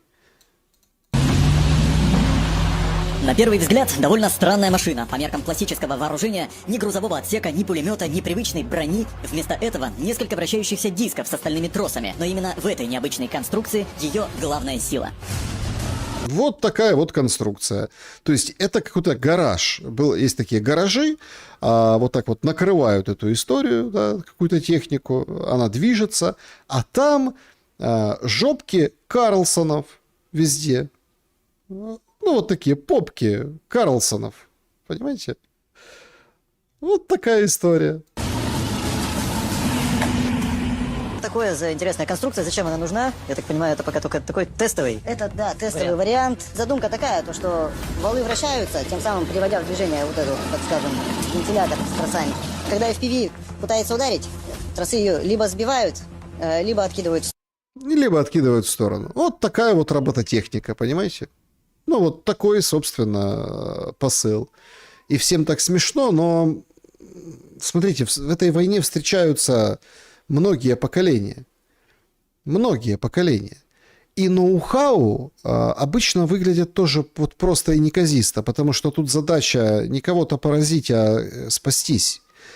Много ноу-хау придумывают украинские бойцы, много российские. Задача здесь и сейчас, из того, что есть, из того, что под рукой. В этом смысл. Ну, в украинских, конечно, сегментах высмеяли, как и соотечественников, которые заканчиваются, те, которые в СССР родились или русский язык знают. И русские умирают, и вот вообще, смотрите, соотечественники тоже. Ну и война еще становится очень и очень опасной. Неизвестный взрыв прогремел в Ленинградской области под Петербургом, в Сертолово. Военная комендатура взлетела на воздух, обрушение произошло в 2 и 3 этаже постройки, 3 трупа. И, конечно, под завалами еще там вытаскивали людей. То есть это ровно к патрушевским историям, ровно то направление. Но вопрос в том, что диверсионная война может закольцовываться на все уголки той страны, против которых диверсия применяется. Ну, в принципе, да, вот сейчас начинают немножко догонять в информационном смысле. Задержали какую-то фуру, или какая-то фура там что-то взорвалась, но там не поразила цели, начиненная фугасом. То есть, смотрите, мол, демонстрировать начинают на весь мир с украинской стороны. До этого не было, что россияне тоже там что-то минируют и подрывают. Ну, например, там военного подрывали, вот вчера, да, сегодня показали, что задержали, и так далее. Но вернемся к ноу-хау. Ноу-хау Украины, помимо вот этих вещей, ну, как бы диверсий во внешней борьбе, террор во внутренней. Сообщили, что по итогам, ну или как не по итогам, а в наказание за катастрофическую ситуацию в столице, в Киеве, с коммунальной сферой, 9 руководителей столичных коммунальных предприятий получили подозрения, потому что улицы не прибрали. Значит, на протяжении декабря и февраля, да, этого года более 6 тысяч киевлян получили травмы, потому что коммунальщики плохо работали, не чистили дороги, тротуары, и, в общем, пожаловались. Прокуратура сообщила, что в столичных районах люди в этот период получили переломы, машины были повреждены, десятки тысяч гривен потратили на лечение, а все из-за горе-коммунальщиков. Ну и поехали. Подольский, Голосеевский, там, Киев, Ватфонд, Деснянский район, там 2 руководителя, исполняющих обязанности. Короче, куча подозрений. Рапортуют и гордятся этими подозрениями. Ну а как справляется Киев с непогодой? Мороз – проблема. Гололед – проблема. Снігопад – проблема. Ветер – проблема. Ширші проїзди у парках і скверах очищають тракторами побільше, а менші алеї прибирають більш меншою технікою. Одна з них от якраз працює в мене на задньому фоні, ви можете бачити її роботу. Все увидели работу этой техники. Хорошая техника, слушайте. Техника, я бы сказал, на грани фантастики. Коммунальщиков не хватает. За рулем трактора, понятно, не мобилизационного возраста дядька. Да, не потому, что он бронированный и ценный сотрудник, а потому, что плевать уже там, кто кого бронирует. Но мэр самый потужный. Киев оказался на грани катастрофы, а сохранение Украины как независимого государства под вопросом. Вчера выходит материал с таким заявлением от Кличко, Financial Times. Сейчас вопрос о будущем страны, сможем ли мы выжить как независимая страна или нет, останемся открытым. Ну, остается открытым этот вопрос. По его мнению, причина в том, что США настаивают на прекращении войны на неблагоприятных условиях, а российские авиаудары за последние 2 месяца поставили Киев на грань катастрофы. Значит, удары, ремонтировать приходится с нуля. В общем, беда, стонет Кличко. Ну, это ж Кличко. Ему ж не просто так на орехи достается от офиса президента. Не просто ж так с ним борются за бюджеты киевские. Да, самые большие, да, бюджеты. Всю жизнь были. Ну, это Кличко. Главное, что депутаты, которые там разрабатывают закон, хотят 60 дней перемирия, которые отвечают за энергетику, точно, то также, выглядят гораздо более оптимистичными. Ситуація стабільно важка. Важка вона внаслідок кількох дій. Перше, те, що ми маємо значний дефіцит в енергосистемі електричної енергії. Ми маємо величезні проблеми з теплопостачанням у місті Києві. Більше 1000 будинків, багатоквартирних будинків в Києві залишаються без теплопостачання. І з великою ймовірністю та 1000 будинків, яка живиться від Дарницької ТЕЦ, до кінця опалювального сезону, на жаль, подачу тепла туди подати неможливо буде. На жаль, і треба про це відверто говорити з людьми, щоб люди розуміли, орієнтувалися. Это Нагорняк. Он комментирует все на свете по энергетике, потому что профиль у него такой в парламенте. Да, до конца отопительного сезона не получится. Ой, ничего, подать тепло, но ничего страшного, с электрикой зато все будет лучше. Почему? Солнышко выйдет. Що стосується вихідних днів, дійсно на вихідні дні було часткове послаблення за рахунок того, що зменшилось споживання промислових об'єктів, тому що на вихідні дні промисловість не працює. І ми мали деяку генерацію за рахунок сонячних електростанцій, почали вже працювати сонячні електростанції. Тому сподіваюся, що там принаймні вже за тиждень ми матимемо додатковий об'єм електричної енергії, згенерований і маленькими домашніми СС, і великими промисловими. Скажу, що в нас по Україні більше 20 тисяч маленьких сонячних електростанцій, і їх люди встановлюють достатньо активно, які працюють і по зеленому тарифу, які працюють для власних потреб. Тому нам залишилось не так багато часу, щоб перетерпіти ці складні моменти. Я сподіваюся, що вже з березня місяця буде послаблення незначне, але послаблення графіків відключень, і ситуація з теплопостачанням також буде більш-менш кращою. Конечно, хорошо. А кто у нас главный по тарифу? Ну, понятно, кто. Понятно, кто. Понятно, кто зеленый тариф получает все дивиденды. И вообще европейцы молодцы, глобалисты умно придумали. Это и атомная энергетика, эти ТЭЦ, распределение. Надо как. Берешь и ставишь возобновляемую электроэнергию. Крик души от полтавской жительницы. Новый губернатор, она вот пишет, по прозвищу Морда. Ну, такое прозвище на Полтавщине новому губернатору по линии Зеленского дали. Говорит, что на Полтавщине построят новую ветряную электростанцию за 1 200 000 000 евро. Евро! За эти деньги можно построить 100 полноценных новых полтавских областей со всеми школами, больницами, вузами, дорогами, будками для собак в каждый двор и по собаке еще купить в каждую будку. Но она говорит, я про другое. Полез к электрике, не стало света. Еще не хватало, чтобы ветра не стало. Ну и дальше такое сакраментальное для украинцев слово «остановитесь». Слушайте, а правда, хорошее у него погоняло. Морда. Вот кого назначает Зеленский. Ну, по поводу безопасности ветряков тоже такой, да, спорный момент. Америка, казалось бы, да? Штат Техас.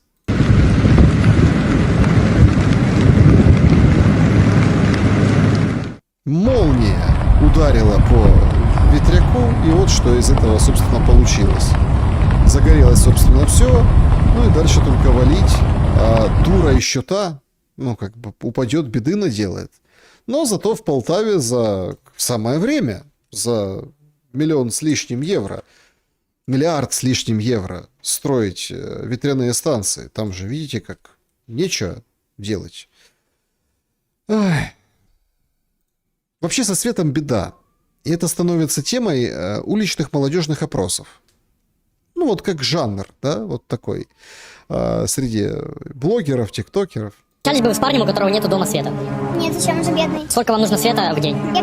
Встречались с парнем? Не, он же бедный. Я тоже привыкла жить. Сколько должен зарабатывать парень, чтобы вы с ним встречались? 20 000 $. На какой машине он должен ездить? BMW M5. То есть 20 000 $, BMW M5. Вот это вот нормально. Нормальный расклад. Хороших встретил девушек. Чем он вообще по жизни должен заниматься? Боксом. Вам бонус небольшой. Вторую руку давай. Ну и все, да. Все. Насыпал им семечек и, в принципе, был таков. Да. Ну, надо хоть что-то дать. Позолотить ручку. А как зарабатывать в этой стране парню, чтобы понравиться вот этой беленькой ссыкухе, ну, извините за бедность речи, девушке, которая, девушка, которая строит, ну, как, имеет уверенный взгляд в будущее, да, в воюющей стране, вот она смотрит уверенно в жизнь, она очень юна, молода, и вот смотрит вперед. Как вот зарабатывать в таких условиях? Выходит руководитель Новой почты и критикует комендантский час. Шпигуни зупиняються, і економіка ж зупиняється. Да, вже в 5 ранку вже шпигуни виходять. Да. І, на жаль, єдиний аргумент, який мені так логічний, це те, що класна комендантська година, тому що я вчасно вдома, коли я в гостях, можу гостей випроводити раніше, щоб вони не затримувалися. Да? Ось. Ха-ха-ха. Юмор струится Вот сказано же в стране руководитель, юморист. Строится юмор даже у руководителя «Новой почты». Это вот Поперешнюк, да, говорит. Единственный плюс от комендантского часа, что я могу всех выдворить у этих гостей, чтобы не засиживались, но сидят вот до утра, понапиваются вот это. Ставь им на стол, ставь им вот это, вот, убирай тарелки, мой. А так комендантский час. Аля-улю. Це єдиний аргумент, який, в принципі, логічно мені здався. Всі інші аргументи, ну, перше, сумнів є, а по-друге, а хтось рахував ціну питання. Ось, ціна питання – це... О, а это интересно. Цену вопроса. Давай, ты же бизнесмен. Новая почта – это успешный в Украине бизнес, несмотря ни на что. Так, давай подсчитаем цену вопроса комендантского часа. Це економіка. Економіка, наприклад, одного разу у нас був період, коли ми працювали з понеділка по п'ятницю. Потім я кажу, ні, хлопці, треба працювати в суботу. Я кажу, ні, це буде невигідно, треба шукати людей додаткових, і клієнти не прийдуть. Працюємо в суботу. Стільки ж клієнтів, скільки в п'ятницю. Потім вже працюємо в неділю. Ні, так не буде, у нас не прийдуть клієнти, нам треба знову шукати людей і все. Зараз ми працюємо 7 днів на тиждень. Так само я кажу, працюємо цілодобово. Тобто кожен клієнт має відправити посилку, або там є виробництва, які працюють, або, наприклад, магазин, може вночі щось пакувати. І таким чином, якщо економіка працює цілодобово, вона дає найбільший результат. Ось, і це, да, і цим важко поспорити. І коли ми економіку можемо зупиняти в якийсь певний час, там, а там же як зупиняється економіка, вона не зупиняється з 0 до 5, вона зупиняється в 10 вечора, щоб людям було добратися. Кав'ярні, ресторани, магазини, особливо на лівому березі. Да, і, ну, ось і все. Я поставив питання, ще раз кажу, ніякої відповіді не почув, але це одне з цих прикладів, які гальмують економіку, ось, які гальмують, до речі, умови життя людей, тому що я не розумію, ну, ще раз кажу, я розумію, що є в країні війна, але треба пояснити людям чесно, відверто, ми це робимо, щоб вам гірше жилося в тилу, наприклад. Ну, якщо це вже аргумент, треба сказати, ми от прийняли таке рішення, хочемо, щоб вам було, ну, недобре, отак. Да, чтобы вам было недобро, не очень хорошо. Еще один счетовод цены войны, а вообще сколько в целом обходится война? Разумков выходит и говорит. Війна обходиться Україні понад 5 мільярдів гривень щодня. Це по офіційним заявам, які були від представників влади. Якщо ми виходимо з 3, 5, 10, зараз це не принципово, ми можемо порахувати суму, яку ми маємо отримати на забезпечення Збройних сил України в розмірі 800 тисяч людей, так? Можна цифру цю показати? Якщо вона є, окей, тоді хай підпишуться ті, хто її дають. Плюс, знаєте, тут давайте працювати за принципом з ранку гроші, вечором стуля, вечором гроші, зранку стуля. Так і сільці, так і тут має бути. Будь ласка, тоді кошти. Коли ми сьогодні говоримо про 800 тисяч, для розуміння армія Сполучених Штатів станом на сьогодні складає близько 1 мільйона людей. Да, то есть нужно же как-то за что-то кормить эту армию. Вот вам и цена вопроса, сколько стоит война сейчас в день, сколько в принципе, а сколько украли. Вот 100 миллионов отмыл Галущенко, его приняли, сняли с паровоза и вот судят. Причем выставили ему, просили залог на сумму 9 миллионов долларов, 425 миллионов гривен. Ну, хорошо. Но Галущенко говорит, нет у меня таких денег. Вы что? Кто возьмет? А это ж белые деньги должны быть. Экс-министр, участвующий в скандальном МИДОСе, спецоперации МИДОС, дело Миндича. Кто может выкатить такую сумму? Да никто не может выкатить. Никто не может заплатить. Но он говорит, ну, сжалься, суд. И самый гуманный украинский суд сжалился. По итогам сегодняшнего заседания его отправили под стражу с залогом 200 миллионов. Можете не відповідати. Я просто думаю, яку суму. Ну, я не знаю, я думаю, що мільйонів 30, не знаю, що. Это его спросили, так а сколько можешь? Говорит, ну, не знаю, миллионов 30 может. 30 найду. В общем, 200. 20. Так вы смешно, он смеется, смотрите, улыбается там такой, да, рассказывает, я не виноват, меня подставили, я вообще не хотел уезжать, я просто на поезд сел и ехал на поезде. Вообще никто не ожидал, что его примут. Я так, вже можете сідати. Это на этих пленках разговоры шли о том, что жалко объекты защищать, жалко. И сейчас вот Зеленский в обращении в самом начале мы говорили, говорит, Одессу я дал распоряжение. На протесты выходит Одесса. Жильцы Черемушек, улиц Филатова, 49, 51, 53, 55, 57, Якира, Ицхака Рабина, с 1 по 17 дом включительно.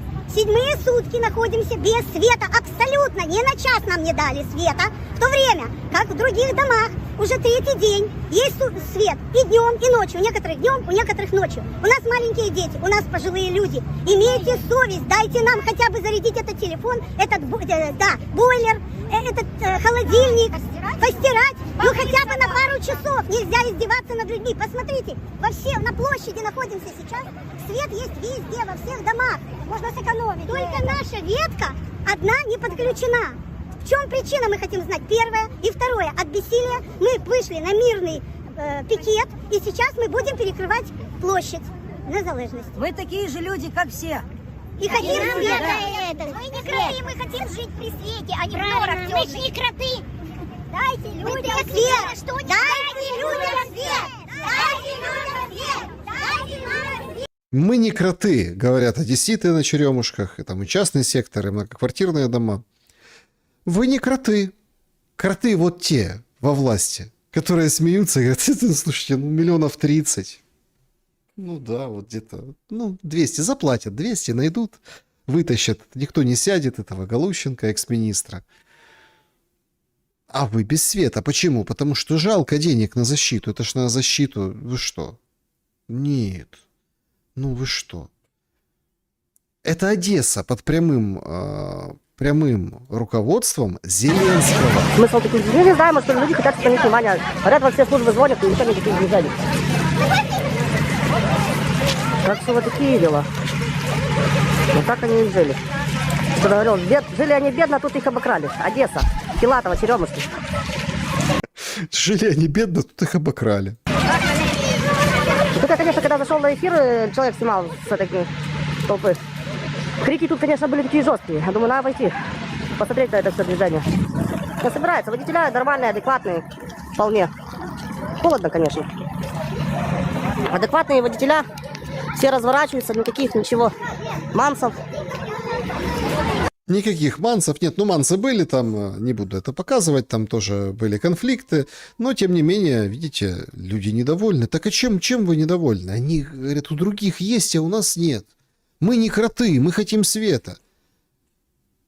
Ну, друзья Зеленского, этот свет, на нем заработали. На защитных сооружениях, на модернизации. А деньги-то были, деньги-то отмывались. Но это все, конечно же, неправда. Конечно же, это светлые кристальные люди. Конечно же. Я тоже знал одного очень светлого кристального человека, которого тоже изменила война.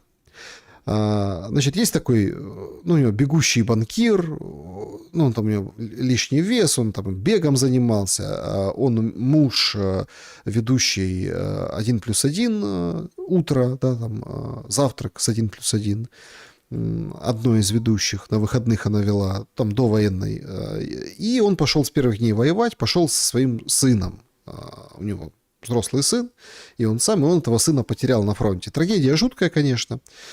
Достаточно медийный, узнаваемый, честно воевал, то есть именно как бы воевал, поэтому, в общем-то, имеет право раздавать советы. И, в принципе, было несколько на протяжении этой войны таких моментов, уже там, допустим, после потери сына, моментов, которые связаны там с донатами, с поддержкой, включался в какую-то общественную работу. Все вроде бы веяло адекватностью, да? Но сейчас время обострилось, раны, наверное, не затянулись, а стали еще больше болеть. И он видав в інтерв'ю ряд розсуждень. Жінкам набагато важче. Тобто ви опинилися перед такою проблемою. Чоловіків стало справжніх набагато менше. Хтось втік, хтось ухилянт. І от я не знаю, якби я був жінкою, як би я зміг там жити з ухилянтом. Просто не вкладається мені в голову, да?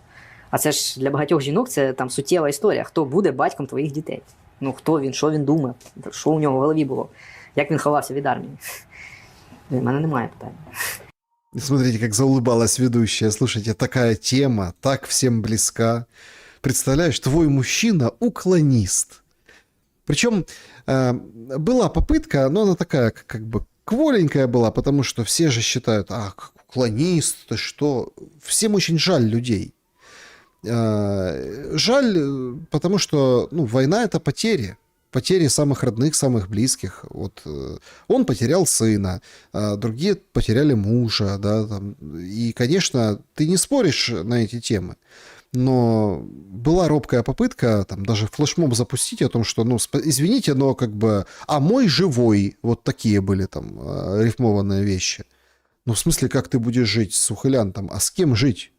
Ну, то есть, у него не укладывается в голове. Как бедные женщины вообще, ну, как это он прятался где-то, не шел на войну, вы что с таким жить? Нельзя. И тут же в этом же интервью он сам признается, что окончание войны для него будет трагедією. Мене ловить війна. Коли починають питати, типу, а що там? Я не знаю, що там. Я тільки живу війною. Для мене це буде трагедія, якщо раптом все зупиниться. Якби треба викреслити все 100% з цієї голови. І я думаю, що я щось вигадаю, звичайно, але важко буде суспільство. В такий ми переділ потрапили. Потужно. Я не розумію, як ми переживаємося. А бати стільки набагато навколо.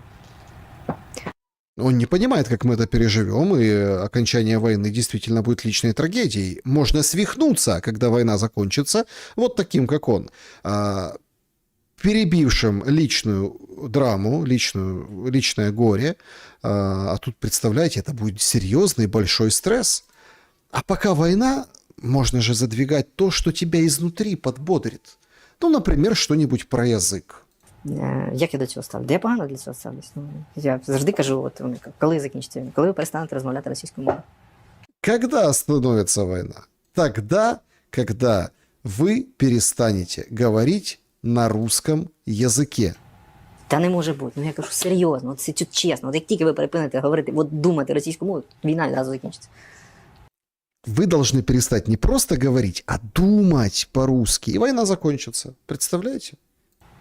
Вони думають, що я божевільний. Ну, не просто так они думают, что он сумасшедший, потому что так это и есть на самом деле. Но это становится новой нормальностью.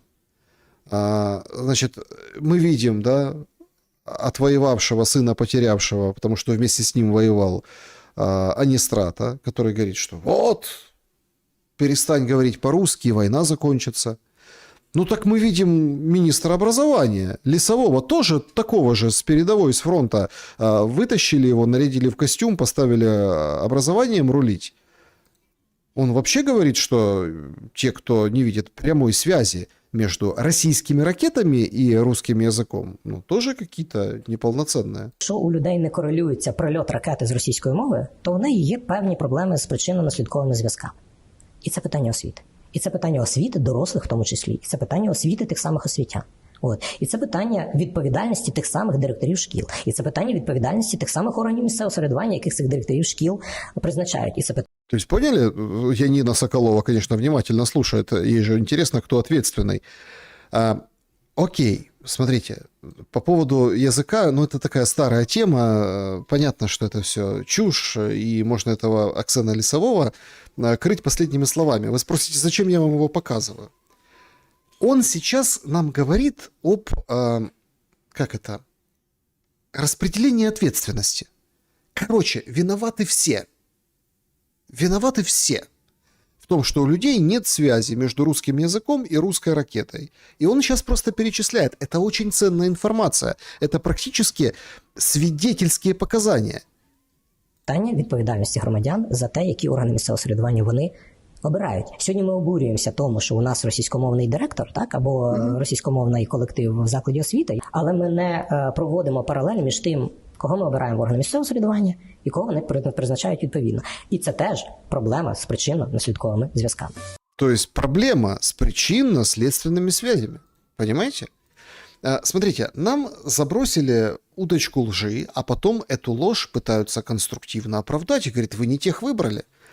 А кто кого выбирал? Подождите. А много выборов было местной власти после войны? Выборы местной власти провелись? Нет. Всех назначили военно-гражданских. Подождите. Так в этом же ошибка. Но он же министр. Он же знает, он же дело говорит. Обман везде. Обман с языком. Но если ты там условно не можешь что-то сказать, ну, мы придем к этому. Мы рано или поздно к этому придем. И когда ересь, дичь будет нести человек, переживший страшное, да, по итогам этой войны, человек, там, потерявший, в общем, непоправимое, с которым случилось, нужно все равно говорить, что он несет эту дичь, что это бред. И мы к этому подходим. Мы очень близко к этому, потому что этот бред усугубляется. Как вот этот товарищ на министерской должности нам говорит. Вы должны думать, кого вы выбирали. Тогда дайте выборы. Где выборы? Давайте выберем. Мэра надо выбрать? Нет, они хотят сбивать мэров и назначать своих. А потом мы имеем очень интересные вещи, очень интересные прецеденты. Да, спасибо большое за поддержку. Вот такие вот прецеденты. В Харькове снесли памятник подпольщику, герою СССР Александру Зубареву. Он боролся с нацистами из подполья. Его задержали и расстреляли гестаповцы в 1942 году. На месте этого памятника теперь вот что. И ничего другого не будет. Будет вот это. Будет именно вот это. Подпольщики, подпольщики, которых гестаповцы ловили и отстреливали, их не надо вспоминать. Харьковчане. Харьковчане не должны помнить этих харьковчан. Они должны русский язык связывать с русской ракетой, прилетевшей и убившей. Это нам говорит министр образования. А это уже не часть образования. Мы отменяем историю, все перечеркиваем, и видите как. Другое дело, что сейчас вообще другое подполье. Против ТЦК подполье. Против них подполье. И я почему-то думаю, что пройдет, может быть... Смотря, вот самое страшное, еще раз, почему это все должно закончиться вот сейчас в марте, в апреле, вот в ближайший месяц-полтора, вот почему? Потому что если зайдет дальше, то мы неизбежно приведем к некой такой катастрофе. Сейчас уже говорят, бангладешцев давайте, 300-500 тысяч человек в год, давайте принимать, работать некому. То есть мы бангладешцев примем, они тут будут работать, заметать, крутить гайки, чего-то делать, а тех, кто крутит гайки, мы будем отправлять на убой.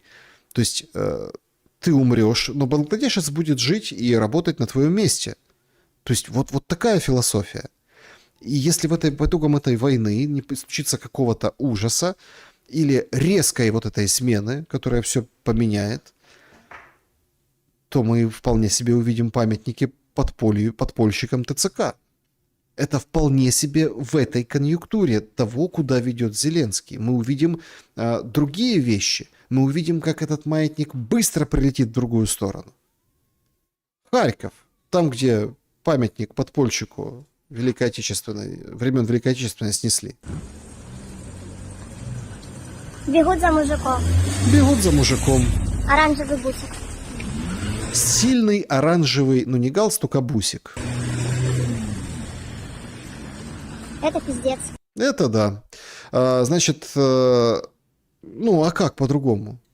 Вот они бегают. Это сафари, это охота. Причем проскакивают очень интересные, скажем так, кадры. Очень интересные. Например, есть такой пласт, их очень редко показывают. Это инструктора учебок.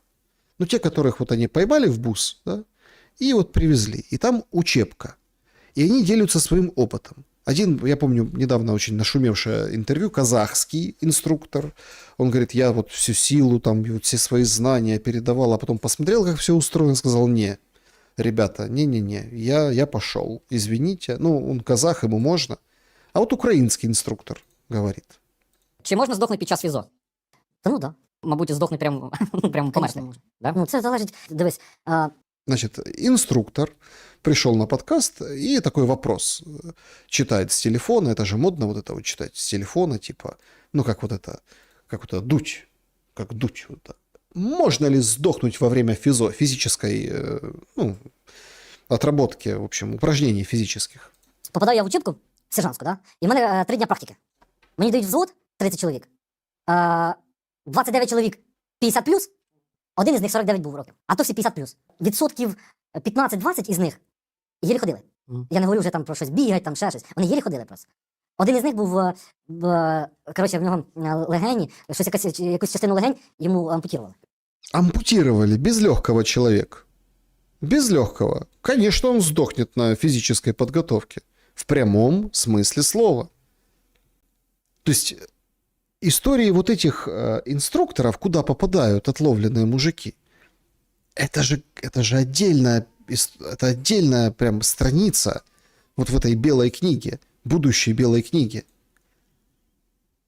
Правда, ТЦКшники, конечно, есть такие, которые считают, что они делают все хорошо. Задоволений роботою нашої команди, яка це організовує. Ніякий рекрутинг не замінить ТЦК. Ніякий. Повернемось до того, що усвідомлення, то, що це наша держава і то, що ми її повинні обороняти, це є у всіх. Ми всі з вами воюємо, просто зараз на різних фронтах. Хтось на першій лінії, хтось в тилу.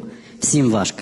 І на даний момент нам нема такої критичної, що нам не вистачає людей. Тобто все ж таки воно у нас працює трішечки. Поняли? Вы когда вот охулите, вы давайте, работает все. Все работает. Все работает. Никакой рекрутинг ТЦК не заменит. И вообще все отлично. Парни справляются. На фронте, да, понятно, тяжело, да. Но как бы мы работаем. Все в порядке.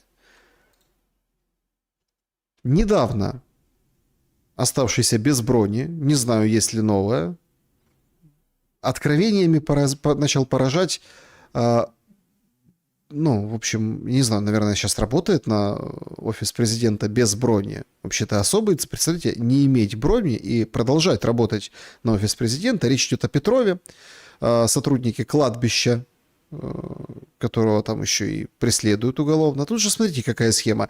Все спрашивают, почему там не в армии, почему? Ну, открыли же уголовное преследование, да, против директора кладбища, он же там фигурирует в деле. А тех, кого судят, ну, пока не осудят, нельзя забирать. Вот он, может, там судимость у него будет, и, в принципе, он от судимости отпетляет, но стал очень резко против ТЦК, представляете? ТЦК з вулиць України повинно зникнути. Люди в військовій формі з вусами і з усім іншим. Це єдине вирішення проблем. Вони повинні залишатись в своїй діяльності в рамках територіальних центрів. Право застосовувати силу у Міністерстві внутрішніх справ. Поліція повинна займатися цим питанням від початку до кінця. Вот. Представляете, как изменился как бы угол зрения? Никаких ТЦКшников, только внутри зданий, только там. А что внутри зданий? Вот, например, случай в Полтаве. Просто засунули в машину человека с документами. Я что творишь? Ребята, что ты творишь? Я все снимаю. Ты як на жінку, блядь, поднимаешь руки свою, говоришь, человек с документами, ты, блин. Я тебе дам зараз документы. Человек с документами, блядь, девушку бьют, сволочи вы. Вы украли зараз человека, это будет все в ТикТоке, а я блогер, поняли? Ля, на людей наезжают, прям на людей наезжают, твари. Это ТЦКшники вонючие прям на людей наезжают. Машинами на людей наезжают. Сволочи вы! Гореть в аду! Сволочи, горите в аду. Ну, нормальный, как бы, посыл, так сказать, к ТЦКшникам. Так это Полтава. И вот интересно, что там очень тоже часто его показывают, вот этого, ну, в Полтаве ТЦКшника, комментария, там, пресс-офицер ТЦК или как там, сотрудник ТЦК. И он говорит, ему задают вопрос, а почему вы не пускаете в ТЦК адвокатов? Ну вот смотрите, человека забрали с документами вот здесь. У него, говорит, у меня документы. Они все равно его скрутили, сейчас поедем проверять твои документы. И отправили. Ответил спикер, ну вот Истомин такой есть ТЦКшник, говорит, слушайте, ну, адвокаты, они вообще нужны в суде. А что им делать внутри ТЦК?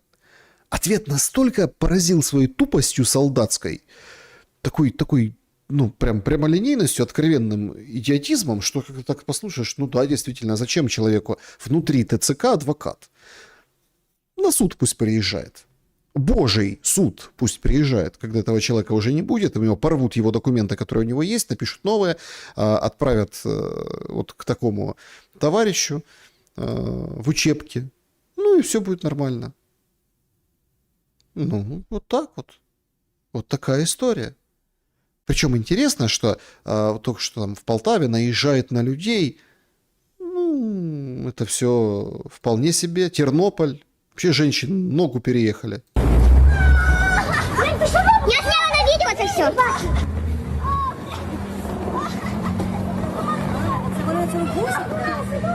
Да, это они. Сняла, понял? Это они с буса. Я все на видео сняла, кричит женщина. Ну, а что там на видео ты сняла? Показали видео, давайте обсудим в комментариях. Толку? Толку? Кто-то серьезно пострадал? Ну, там подумаешь, там легкие телесные. Ну что, ну женщина. Женщины вот эти берут, так сказать, вступаются. Неразумные женщины, надо же страну защищать. Вот, например, ТЦКшники в Одессе перепутали деда, думали, что он младше своих лет. Перепутали, посмотрели в паспорт, да, 60 есть, но они все равно на всякий случай решили его газом задуть. Ну, зачем? Ну, чтобы привыкал.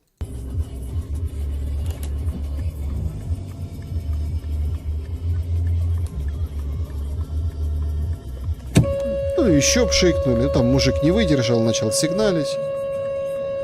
То есть проверили документы, глянули и так ему в лицо прыснули, и все. Ну, чтоб он, так сказать, место свое знал. Место свое знай. Бронь, документы. Кому это надо? Вот, пожалуйста, журналисты Союза православных журналистов публикуют материал. Более 40% забронированных священников Украины – это протестанты. Сообщили в службе, что среди почти 6 тысяч священнослужителей, получивших бронь, большинство протестанты. В Украине на конец января официальное освобождение от мобилизации получили 5937 клириков разных конфессий и религиозных организаций, за исключением, понятное дело, УПЦ.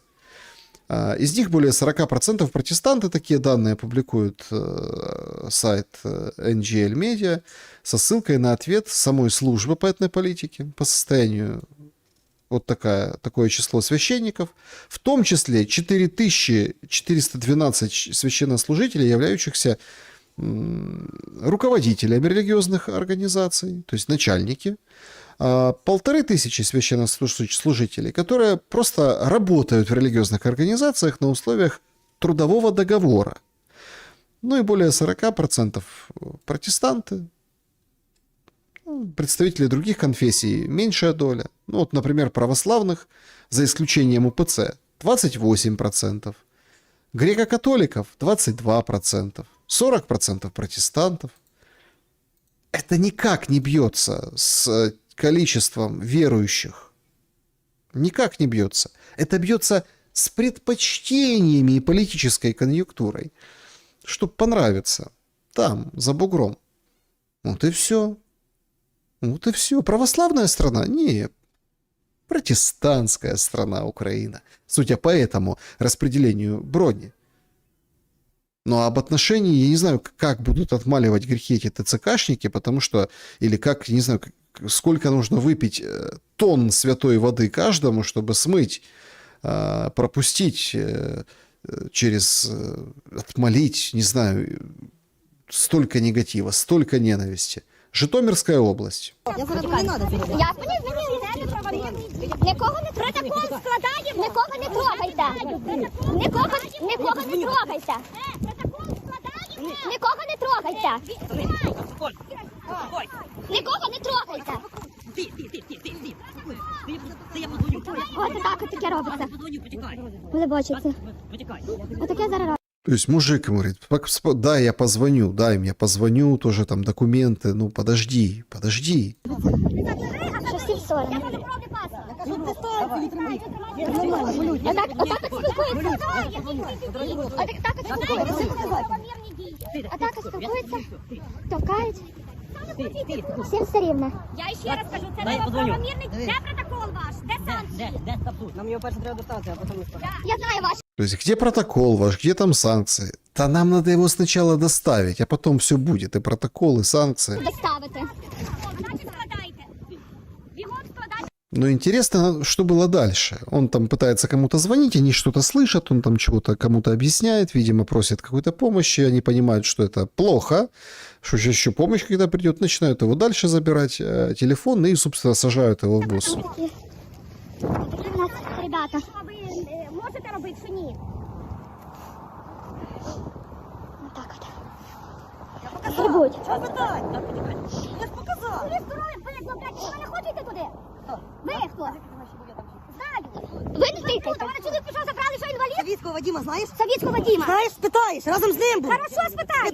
То есть вот он рассказывает, так сказать, этот молодой юноша рассказывает, как он там был, и говорит, а некий Савицкий Вадим, ну это же село, там все друг друга знают, Глубочица, Житомирская область. Вот у него спроси, знаешь его? Вот у него спроси, я там был. Не знаю, Грибас, а чого я должен служити, а вони бухати ходити? бухати вони всі бухають. А знаєте? Почему я должен служить, а не бухать? То есть это служба такая, людоловская. Вообще, конечно, по этой логике очень многие вещи открываются. А что я должен служить, а он ходить? Все должны служить, бухать. А что я должен вот это вот там руку на сердце держать, когда гимн звучит? Все должны так делать. Ну и так далее, и так далее, и так далее. Вообще доходит до того, что а что это я же служил, я же там был, спроси вон у того-то. Говорит, так а что ты такой здесь, что ты не дослуживаешь? Ну, наверное, ранение, наверное, там по здоровью, наверное, как-то так ведь, да? Но все же прошли через фронт, ТЦКшники. И этим, кто прошел через фронт, смотрите, гражданских больше. Вот опять-таки никто не может осознать, больше. Но они подчинены вот этим ТЦКшникам, вот этим людоловам. И более того, сейчас вбрасывается другой нарратив, другой, более интересный. Сначала говорит, а что это ты тут ходишь, бухаешь, а я хожу, служу. А дальше, а почему у тебя квартира есть, а у меня нет? Я вообще воевал за эту страну. Якщо ми просто проведемо аудит порожніх квартир і СТО, яких можна просто взяти і зробити це ЗСУшними, так що платити СТО за те, що вони ремонтують машини ЗСУ безкоштовно, це вже забере у військових дуже великі витрати на ремонт машин. І так... Поняли логику мысли? Смотрите, мы сейчас возьмем квартиры пустующие, ну, люди уехали или там умерли, мало ли что. Сейчас же семьи разорваны, связи очень тяжело поддерживаются, особенно чем ближе к фронту эта история. Мы посмотрим квартиры, ага, то есть перепишем их, заберем, поселим туда ВСУшников. Если есть какие-то СТО, о чем мы должны платить деньги СТОшнику, если можем забрать это СТО? Все логично, все для страны, все на оборону. Зробити в кожному регіоні, щоб керівники ОВА провели аудит, зрозуміли, скільки у них є порожніх хат, будинків і так далі, тому подібне, де можуть безкоштовно проживати військові. Щоб вони не платили за, в прямому сенсі слова, дуже поганий підвал $1000, як це в Краматорську було свій час, місяць. $1000 за очень плохой подвал прям платили в Краматорску солдаты. Серьезно, прям платили 1000. Было плохо, сейчас не надо так, чтобы было. Вы что, солдат со своей еще зарплаты, защитник, воин? А ну перепишите все, кто брошенное жилье, давайте это быстренько солдатам, пускай они там живут. Мы доходим до вот этого. И у людей от безнаказанности и вседозволенности срывает крышу. Но есть те, люди, которые, собственно, отвечают на это. Футболист футбольного клуба «Колос» сегодня прославился, просто на весь мир. Покажи, что ты его ловишь? Вот так вот. Конфликт разошелся. Это видео сам футболист «Колоса» выложил у себя в соцсети, в Инстаграме. Это Данил Колесник.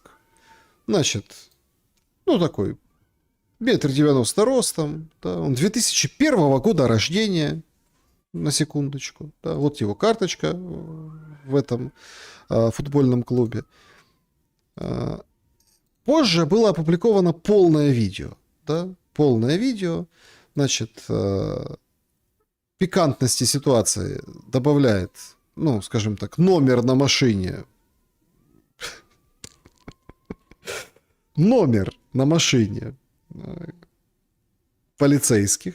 Это вот, как, знаете, как под заказ делалось.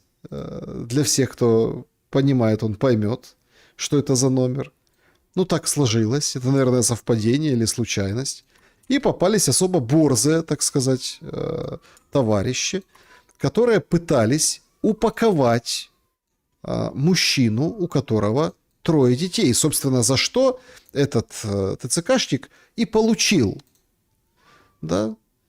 Ну, он кричит, это он сам снимает, и кричит полицейскому на него: ты мусор, да? Не ставлю со звуком, потому что много там скабрезной лексики. Ну и тут, в общем-то, не стал конфликтовать. Вот сам этот момент, да. Ну и дальше он кричит, что у него 3 детей. А у тебя сколько, да? Ну и там дальше, собственно, женщина снимает этот бус. Человек вступился. Вот это его страница, конкретно это он, это не какая-то, скажем так, шляпа, подстава, это просто... Ну, позже он удалил, понятное дело, это полное видео. Ну и тут понеслась. Реакции по всем фронтам. Официальное заявление футбольного клуба «Колос». Футбольный клуб и лично президент Андрей Засуха приносят извинения перед украинским обществом и, конечно же, отдельно, в частности, нашими военными из-за инцидента игрока команды «Колос-2» Данила Колесника и сотрудника ТЦК. На данный момент футболиста отстранили от участия в тренировочном процессе, и сегодня он будет уволен из команды «Колос-2». ФК «Колос» принципиально осуждает любые проявления насильства и противоправной деятельности, независимо против кого она направлена, а уж тем более против украинских военных. ТЦКшники тоже ответили и говорят, мол, 24-летний нападающий Ковалевского «Колоса» Колесник напал на военнослужащего ТЦК. Футболист решил, что потому что он еще не достиг призывного возраста, то ему можно все, и даже бить военных ТЦК, которые важные задания, между прочим, по комплектации войска выполняют, чтобы наши подразделения, которые боронят Украину, не чувствовали дефицита личного состава. Более того, Колесник начал как бы хвалиться фактом избиения на своей страничке в Инстаграм, и где он тоже хвастается своей жизнью, как ему, мол, хорошо. По своим антропометрическим данным, нападающий второй команде «Колоса», к первой он не пробился, это пишет так с издевкой ТЦК про футболиста, полностью подходит для десантно-штурмовых войск. То есть, понял ты, футболист нападающий, в основную команду «Колос» не подходишь, а в десантуру подойдешь. Но почему бы парню не пойти на контракт, не ожидая мобилизации, и когда настанет возраст, чтобы выплеснуть свою лють, да, свою агрессию, свою злобу в борьбе с врагом? Это видео Колесник удалил, закрыл свою страницу, но цифровую эпоху тяжело что-то спрятать, особенно такие позорные вещи. Пока такие спортсмены, как Владислав Гераскевич, берут и говорят всю правду про войну, преступления России, другие спортсмены дома прячутся за спинами воинов и даже позволяют себе драки. Они этим как бы потурают врагу, да, то есть подыгрывают врагу. А одна из главных целей России – это срыв мобилизации. Вот так вот. ФК «Колос» принял решение уволить Данила Колесника. Потрясающе. Просто потрясающе. Комментарии под этим видео ошеломительны. Причем большинство понятно. Клоуны, парень все правильно сделал. Теперь не болею за «Колос». Подстелились под власть. Колесник класс, «Колос» минус. Хлопец вышел за людей против беззакония и крепостничества. Осуждаю ваш галимый клуб. Данилу уважение. Если вы действительно уберете, вы покажете, что поддерживаете избиение, убийство ТЦКунами украинцев, комментарии как на подбор. Колесник, красава, уважение тебе, поддержка Колеснику. Где вообще доказательства, что это был военный? Человек, который одевает военную форму, сразу становится военным или как? Все, футболист показал место зеленому ОПГ. Если правда, что уволили, тогда респект. Написал только один человек на аватарке с военной форме. Один. Понимаете? Этот комментарий, конечно, порвал сеть. Адвокат пишет. Исходя из ситуации футболиста ФК «Колос» и сотрудника ТЦК, футболист из-за непосыпанную дорогу чуть не упал, подскользнулся, махнул рукой, зацепил сотрудника ТЦК. Все просто и понятно. У сотрудников ТЦК таких случаев куча, и ничего, никто в тюрьме не садит. Напомню про ситуацию в Днепре, где сотрудники ТЦК увидели уже побитого мужчину и повезли на ВЛК спасать. Напомнили, конечно, вообще, кто такой этот Колесник. Он играл, это вот спортивный журналист Роман Бебех напомнил. Значит, Данила Колесник — это нападающий Миная когда-то. Он тогда вступился за уборщицу в турецком отеле, который хамил россиянин. Футболист Шинника был в неспортивном состоянии, еще и обгадил туалет. После этого пришлось проводить очень некрасиво, в общем, некрасиво проявил себя к женщине, и Колесник это он ровно 3 года назад вступился за женщину-уборщицу в турецком отеле. Вот 3 года ровно. И вот такая же, драка, только совершенно с другим подтекстом и смыслом. Тогда, давайте так, вспомним те события, тогда мнения действительно расходились с тем, что произошло. На самом деле, официально тогда, 14 февраля 2023 года, Шинник заявил, что это украинец напал на российского футболиста Шинника, а потом, в общем, была перепалка. Тогда показывали, да, футболиста Семейкина, он комментировал этот эпизод. Я спал вообще, и слышал просто, человек в коридоре кричит «Слава Украине!», я говорю «Нет, слава России!», и все, и пошло. То есть слава Украине, слава России. Украинская сторона тогда, 3 года назад, говорила, что футбольный клуб Минай официально говорит о том, что вот, мол, смотрите, победили украинцы. То есть накостыляли российским футболистам, а те российские футболисты, там же прибежали игроки команды, начали разнимать, начали там своих успокаивать, россияне.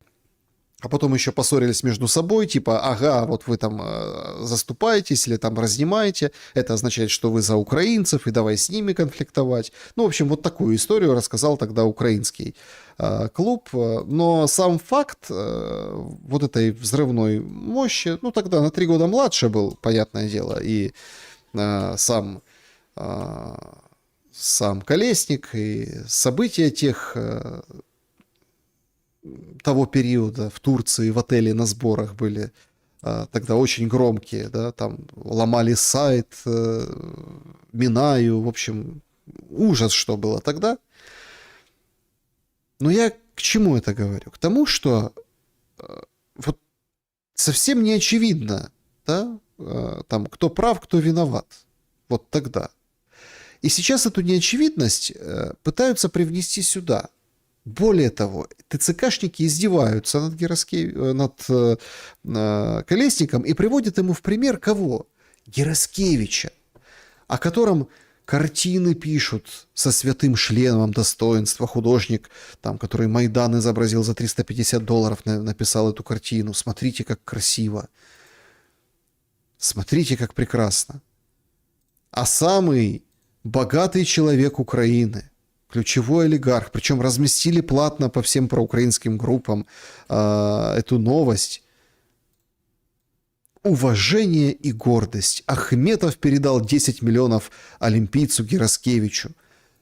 Это около 200 тысяч евро, эквивалентно призовым за золотую медаль. Они пойдут на дальнейшую подготовку, обеспечение работы тренерского штаба. Гераскевича лишили возможности бороться за победу на Олимпийских играх, однако Украину он возвращается настоящим победителем. Уважение и гордость, которую он заслужил своим поступком среди украинцев, высшая награда. Я хочу, чтобы у него было достаточно энергии и ресурсов для продолжения спортивной карьеры, а также борьбы за правду, свободу, сохранение памяти о тех, кто отдал свою жизнь за Украину. Отметил Ринат Ахметов. Ахметов в теме. Ахметов скинулся деньгами. Ахметов в этой абсолютно подставной игре, как утверждал Мосейчук сегодня в эфире раньше, да, в этой абсолютно срежиссированной Ермаком истории. И чего добились в конце концов? Ну, пожалуйста, российских спортсменов под флагом, внимания, России и там еще и Беларуси допустили в Паралимпийские игры в Милане, Картине. Все, пожалуйста.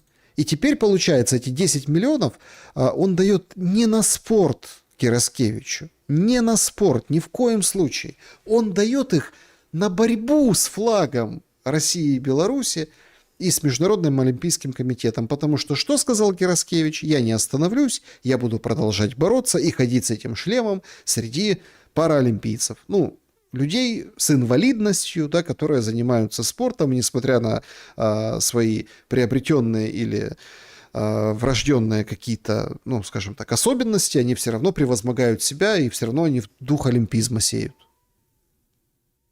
То есть Ахметов в теме, Ахметов в доле. А почему Ахметов, если так печется о том, чтобы украинским спортсменам было где тренироваться, ну вот, например, такого очень популярного вида спорта, как санный спорт, почему ж он не отстроил им трасу? Це залишки санної траси в Кременці. Колись єдина траса в Україні. Саме тут мали тренуватись наші санкарі і скелетоністи. Сьогодні вона майже зруйнована. Дошки гниють, конструкція тримається на чесному слові. Я був тут восени, и это просто жахливый стан трассы. То есть осенью, вот так выглядит это осенью. Никто там не тренируется. Вот, пожалуйста, вот эта деревянная история. Там проедешь занозы, насобираешь на 5-й точці і санках. Вся країна зараз підтримує нашого скелетоніста Влада Гераскевича, але ніхто не скаже, що він змушений тренуватись за кордоном. Ну как змушен? Вот видите, вот он змушенный. Он не может тренироваться на вот этом. Но ему же столько денег дали. И вы думаете, он что-то сказал, что он там кому-то что-то передаст, кому-то что-то отдаст, построит трассу, вложит? Нет, нет. Ні слова ми від нього не слышали. Україна не зберегла навіть одної траси для санних видів спорту. І особливо смішно це виглядає, коли міністри і функціонери плачуть зараз, що все дуже погано, нас образили, але всі забувають про те, що цей вид спорту в Україні майже не підтримується. Підтримка – це не тільки лайки і слова у Фейсбуці. Підтримка – це інфраструктура для спорту, без якої не буде нових чемпіонів. Так и нет новых чемпионов. Провальная Олимпиада, без медалей, зимние виды спорта. Провальная Олимпиада и провальный пиар. А вот так этот вид спорта, вот так он выглядит изнутри, вот таким вот образом. Нет развития, никто не вкладывает деньги. Ну, Гераскевичу, смотрите, платим, конечно. Что? Это стал целый ритуал. И вот как можно сравнить? Напишите в комментариях, очень интересно ваше мнение.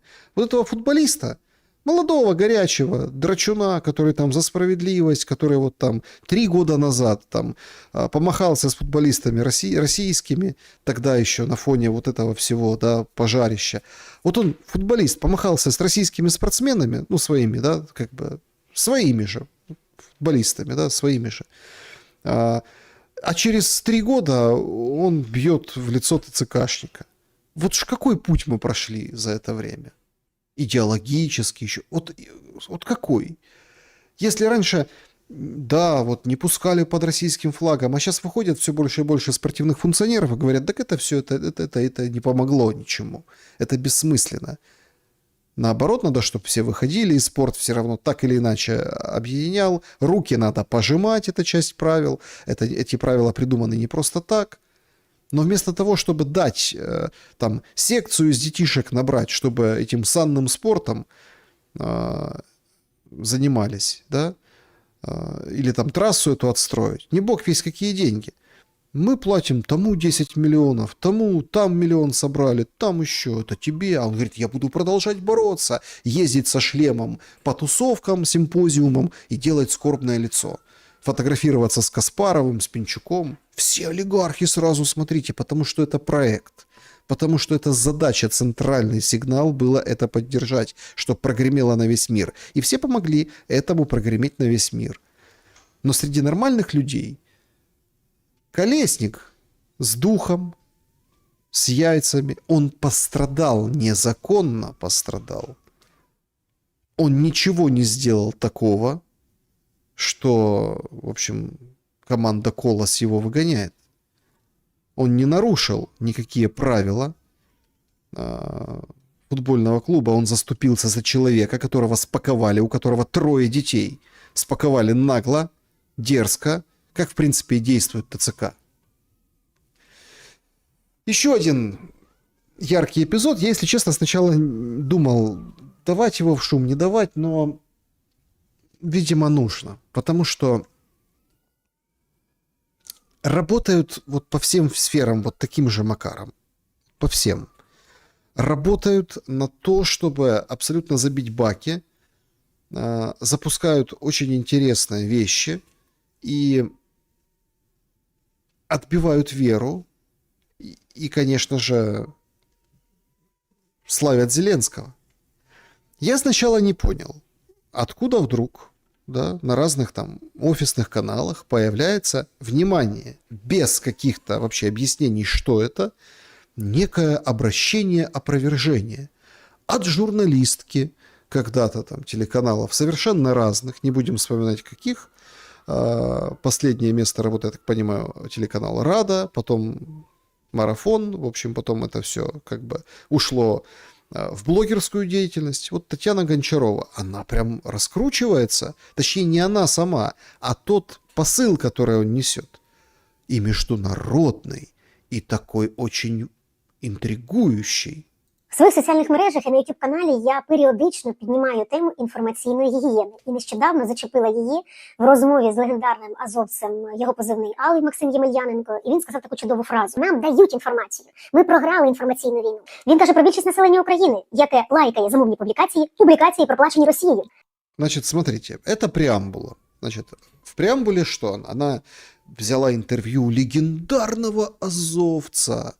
И вот он беседовал с этим азовцем, и тут говорит, мы проиграли информационную войну, потому что нам дают информацию, а мы проплаченные российские материалы лайкаем, мы ведемся, как бы употребляем эту информацию. Ну, то есть такая преамбула, понятно, да? Ну, то есть, никто другого ничего и ожидать нет. Так, а что ж там за такой материал отлайкали? Зараз інформаційна атака дає вам свіжий приклад. Здійснюється на невістку президента Азербайджана Ільхама Алієва. Невестка президента Азербайджана Ильхама Алиева подверглась атаке. Ви скажете, до чого тут Азербайджан, до наших українських реалій?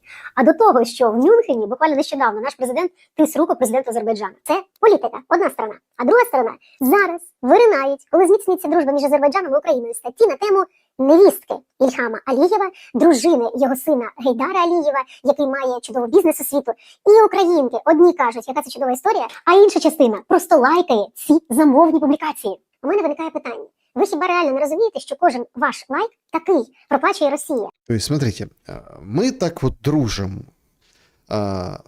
Еще раз. Украина в десны с Азербайджаном. Они встречаются, там обсуждают вот это все, там нам помогают деньгами, помогают там, и мы тоже там, вот мы дружим с Азербайджаном. А Россия проплатила какую-то чернуху на невестку Алиева. Представляете? Россия проплатила. Тобто, коли йдеться про такий союз Азербайджану і України, країни, яка надала нам допомоги більше ніж на 40 мільйонів доларів, То есть 40 миллионов долларов – это союз. вам реально не хочеться перевірити факти, і звідки вони беруться. По-перше, прізвище дівоче Альони, її прикрутили. Вона не Гончарова, Гончарова я, вона Гончар. І там купа речей, що її темне минуле. Її темне не минуле, дівчина має чудову освіту, закінчила Одеський виш, має 2 дітей. І Росія при цьому, я вам скажу цю цифру, і ви будете далі думати, ставити лайк під замовними статтями. Смотрите, ну сейчас мы там, я все-таки введу вас в курс дела, что ж там это так, что это за антикриз, антикриз чего? Но там дальше она интересно говорит, что сейчас я вам скажу цифры, и вы никогда не будете заказным всяким там фейком ставить лайки. А ну давай. Під якими ви не знаєте, звідки їхні ноги ростуть. Росія вкладає в інформаційну війну зараз за тиждень, увага, 213 мільйонів рублів. Це 213 миллионов рублей. майже 3 мільярди доларів. 3 миллиарда долларов. Я переслушал сам 3 раза. Війну зараз за тиждень, увага, 213 мільйонів рублів. 213 миллионов рублей. Це майже 3 мільярди доларів. 3 миллиарда долларов. Ну еще раз, мне тут нравится это. Статтями, під якими ви не знаєте, звідки їхні ноги ростуть. Росія вкладає в інформаційну війну зараз за тиждень, увага, 213 мільйонів рублів. 213 миллионов рублей Це майже 3 мільярди доларів. в неделю. Тобто Росія отакими фразочками, такими підковирками робить все задля того, щоб ви поставили лайк під статтею, яка очерняє жінку-українку. Ну ці ж лайки... То есть очерняют женщину, украиночку, невестку Алиева. Еще и за такие деньги. А еще там, смотрите, все кричат, экономика России сейчас загнется. А курс какой приятный, слушайте. Да? Ну, это же просто потрясающе. Курс какой замечательный. Да, вот берем, пожалуйста, это же что, 213, да, вот, миллионов рублей мы делим на 3, ну, правильно же, да? Ну, как, это же 3 миллиарда долларов, да? 3 миллиарда долларов.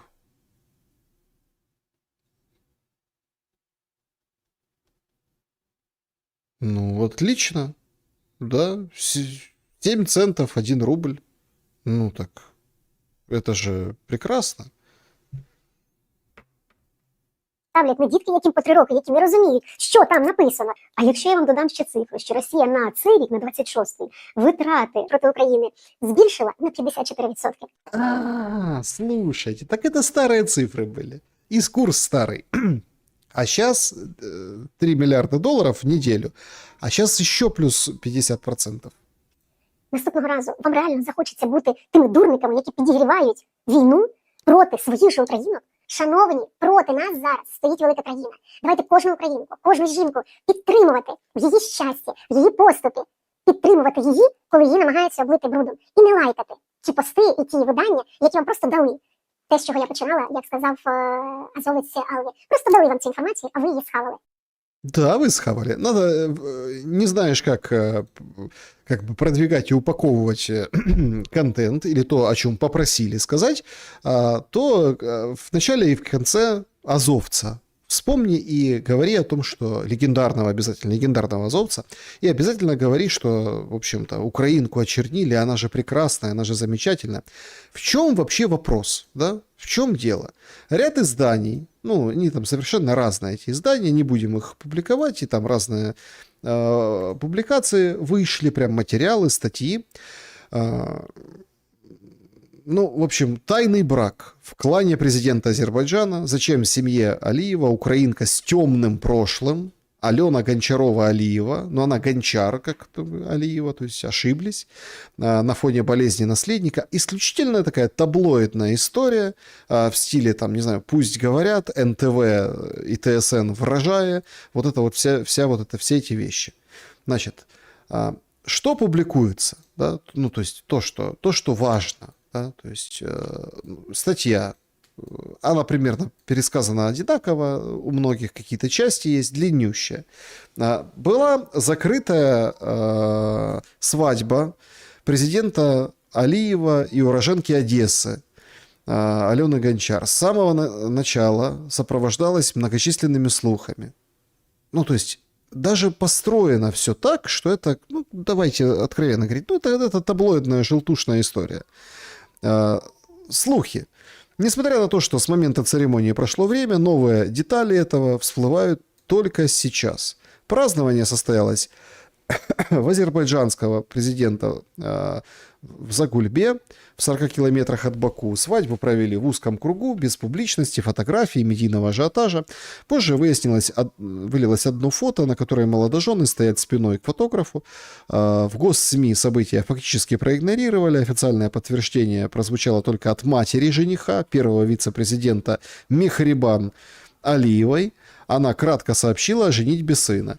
После этого начали появляться противоречивые сообщения о неофициальных источниках. Утверждалось, что празднование проходило в ресторане, там 60 гостей было. Многие журналисты назвали эту информацию отвлекающей. В Баку самого Гейдара Алиева, сына Алиева, неофициально называют принцем. Вокруг его брака возникла волна новых слухов. Сообщается, что жена старше его на 7 лет, имеет 2 детей от предыдущего брака, родом она из Одессы, еврейские корни, в молодости подрабатывала в эскорте, где познакомилась со своим первым мужем. Отдельный пласт слухов касался самого сына Алиева. По его утверждениям, у него есть проблемы со здоровьем, разные там, да, аутизм, синдром Аспергера называют. В общем, он долго лечился в Израиле, США и Турции. Официальная информация это не подтверждалась. Ну, то есть, смотрите, все максимально то, что корректно, но это слухи, вот так и говорят. Причем вот эта вот фотография слева, которая это вообще свежая, с Мюнхена. Алена, она сравнительно невысокого роста, одета роскошно, скорее всего, не раз прибегала к услугам пластического хирурга.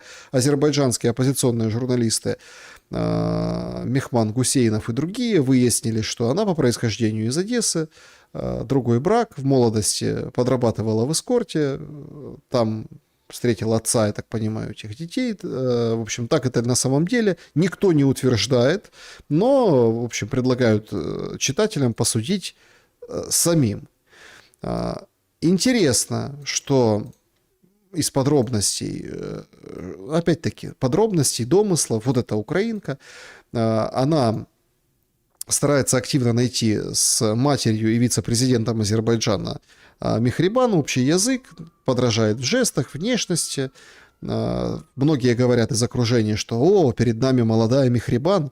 Алена называет Азербайджан своей новой родиной, активно осваивает язык, пока общается с мужем и семьей на английском и русском.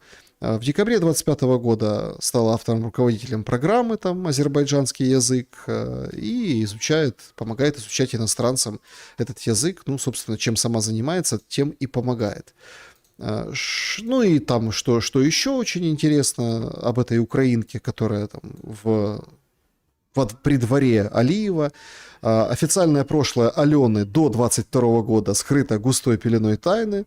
Вероятно, этого есть объективные причины. Интересно, что в случае прихода Гейдара Алиева-младшего к власти в Азербайджане, украинка будет первой леди. Ну, там «Страна огней» называют. «Страна огней», Азербайджан.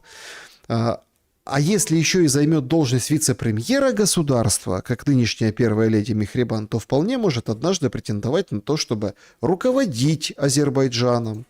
Ну, то есть, вот такая абсолютная история вызвала, абсолютно таблоидная история. То есть, это же там, это все, что рассказывать о том, что и то там, понимаете, тут что правда, что нет. Чем опровергла, только фамилией, о том, что неправильно написали фамилию, Гончар, а там Гончарова. Чем Гончарова опровергла это? Что высшее образование имеет, а что у нас эскортницы не имеют высшего образования? То есть нет подтверждений. Она там честное, там высшее учебное заведение закончила, 2 детей родила. Всяко бывает. То есть никто не разобравшись, вопрос только в том, нужно вспомнить азовца, вспомнить Зеленского и сказать, что это Россия 3 миллиарда долларов в неделю выделяет для того, чтобы очернить. Это Россия придумала. Россия написала, что есть какая-то там эскортница из Украины, которая сейчас теперь в семье у Алиева. А зачем это России? Ну что, проссорить, наверное, Зеленского и Алиева? Короче, абсолютный бред. Просто кому-то не понравилось, или кто-то хотел выслужиться, записывая эти ролики, опровержения, и призывая украинок радоваться за украинок. Что у этих украинок есть новая родина, что они теперь при дворе, что они теперь выходят замуж, да еще и во второй раз, но выходят замуж за принца настоящего страны огней. В общем, вот это скармливает украинцам. Вот эти шлемы, эти браки, вот это все, понимаете? Потому что держат за идиотов. Но в завершение я бы хотел сказать об украинцах хорошо. Они не идиоты. Вообще не идиоты. Они все видят и понимают. И как пытается... Всю жизнь она пыталась отмазаться, что она там не работала на никаких каналах Мураева, Медведчука. Это клеймо, и она всю жизнь старалась быть хорошей для вот этих. И вот сейчас она старается быть хорошим для Зеленского, у того же с Алиевым какие-то отношения. А вот тут смотрите, как вот она вышла. Галочку поставьте, бонус поставьте. Понимаете? Вот такие украинцы, но они это все видят. Они это все видят. И могут что-то сказать. Да, не могут с власти, не могут политикам. А звездам, например, могут. А ви вже бачили анонс концерту 24 лютого в Києві в Палаці спорту? Буде шикарний захід. Концерт присвячений, знаєте чому? Повномасштабному вторгненню. Концерт, посвященный началу полномасштабного вторжения. Відзначають 4-ту річницю повномасштабного вторгнення. Ну чим не свято? Ну чим не відзначити? Сука, я не можу. Альона там співати буде, потім Злата Огнєвіч, хто ще, Жадани Собаки. От. Але вони, коли побачили хвилю хейту і обурення від людей, вони сказали, ні, ми брати участь в цьому не будемо, ми не знали про формат, про чому присвячений концерт, ми відмовляємось. Тобто вони отак от відмовляють. Альона сказала, ну а чому ні? Так, а что не? Алена сказала, что не, давайте. Концерт. Начало войны. Потужно. Ну, а що, тільки плакати в цей день? Тільки плакати? А, і ще організатори прикриваються тим, що це буде як подяка нашим захисникам. Спасибо защитникам, что началась война. Спасибо защитникам, что война началась. Подяка захисникам. Я вахую. Тріхує. Ось таке свято буде. Хто піде? Хто квитки вже купив? Чи збирається, може, купити? А чого ні? Шикарне мероприятие. Я думаю, треба взяти участь. Конечно. Всем надо принять участие. Всем. Без исключения. Ай. Вот такой шум у нас сегодня. Напишите, что думаете в комментариях. Очень интересно ваше мнение об этом ужасе, который происходит. Ну уж если так немножко добавили шоу-бизнеса, там срывают концерт Мыловина, который расстался со своим бойфрендом из медсанчасти. На Майдане Независимости он получил предложение, да, Майдан, цветы, гей-пара, а на День влюбленных сказал, нет, все, мы расстаемся. Тоже информационная кампания, тоже продвигают, тоже пиарщики вот эти, понимаете? А честного так мало становится, честного. Но люди честно видят. Люди вот все-таки видят. Они чувствуют эту правду. Даже если их иногда обманывают, и не знают. Спасибо, Анна Салам, за поддержку. Спасибо большое за то, что пишете. Спасибо за то, что становитесь спонсорами. Это прекрасно. И благодарю вас за то, что голосуете в вопросе. Сколько продлятся боевые действия? Так, 12% месяц-другой, 22% до осени, 32% год и 35% до конца каденции Трампа. Я очень хочу, чтобы люди, вы ошиблись, но я, видите, в тотальном меньшинстве. И мне кажется, у меня есть все основания в нем быть пребывать. Критикуйте меня на здоровье в комментариях, но мне кажется, это все к этому идет. Ну вот представьте еще год такой пропаганды. До каденции Трампа. Что останется от этих украинцев с головой?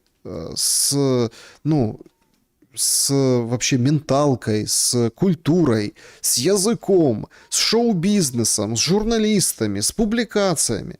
Это какой-то просто дичайшая дичь. Это все, ну, понимаете, это все надо просто брать и останавливать. А тех, кто как бы не хочет это делать, да, надо, я не знаю, ну, надо сводить на концерт 24 числа в честь дня начала войны. Концерт, праздник. Сегодня праздник у девчат, сегодня будут танцы. Сегодня рубрика «Колобок. Куда мы катимся?» Она у нас вот такая. Значит, приходят ваши сообщения. Спасибо большое. Так, значит, давайте в этой рубрике...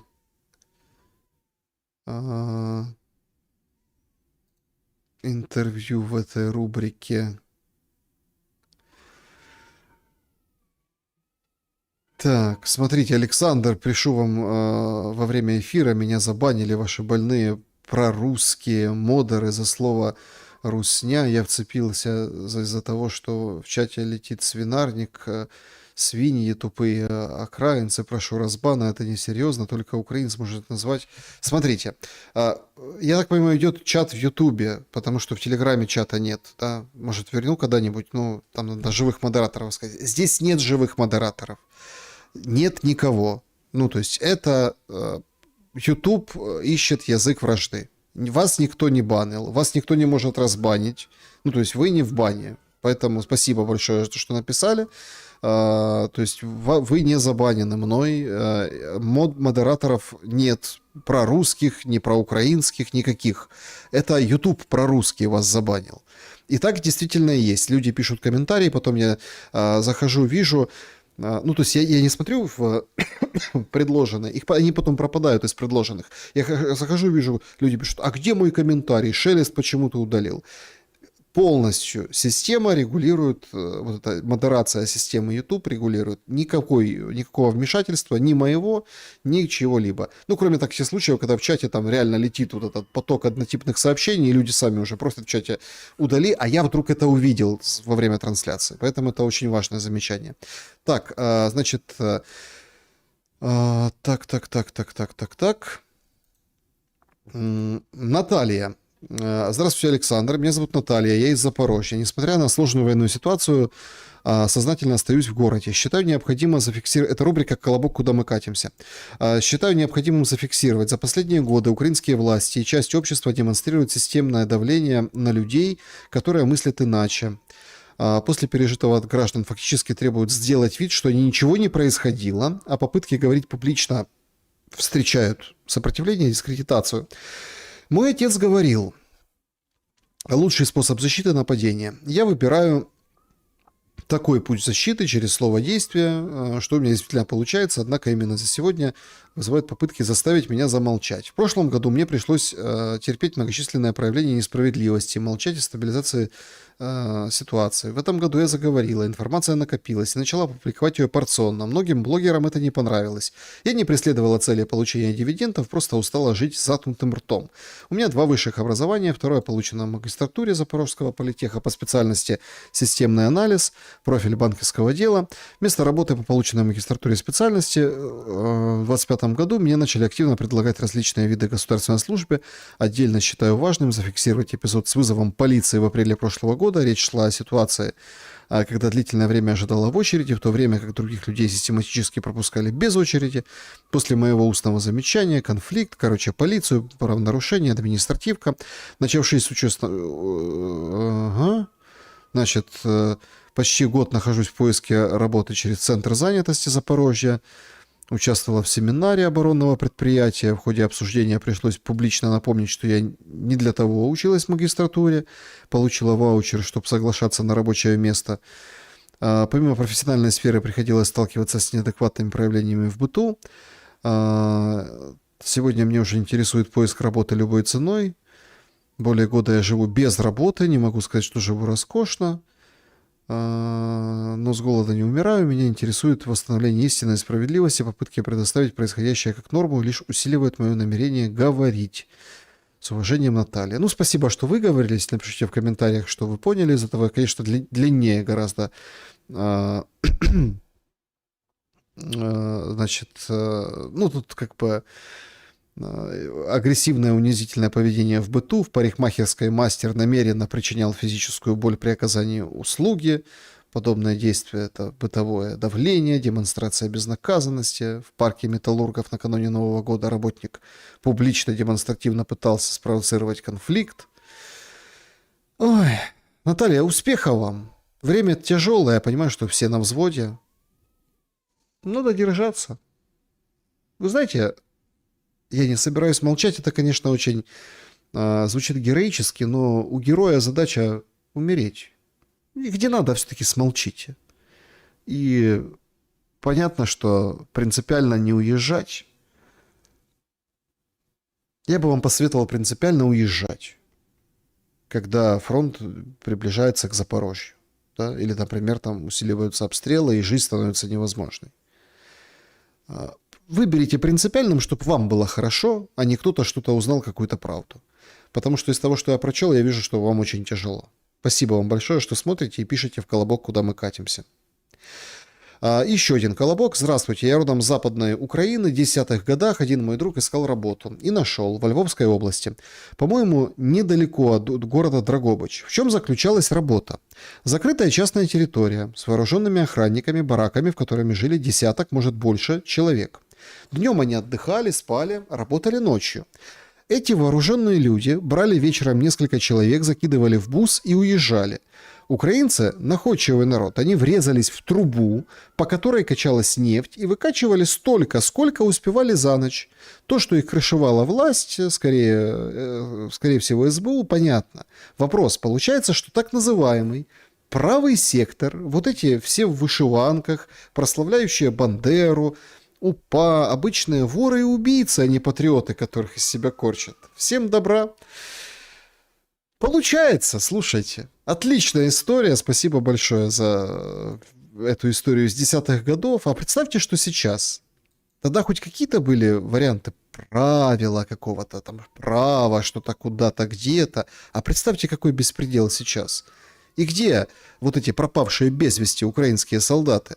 Может, дачу кто-то кому-то строит в каком-нибудь прекрасном малявнычем уголке Украины?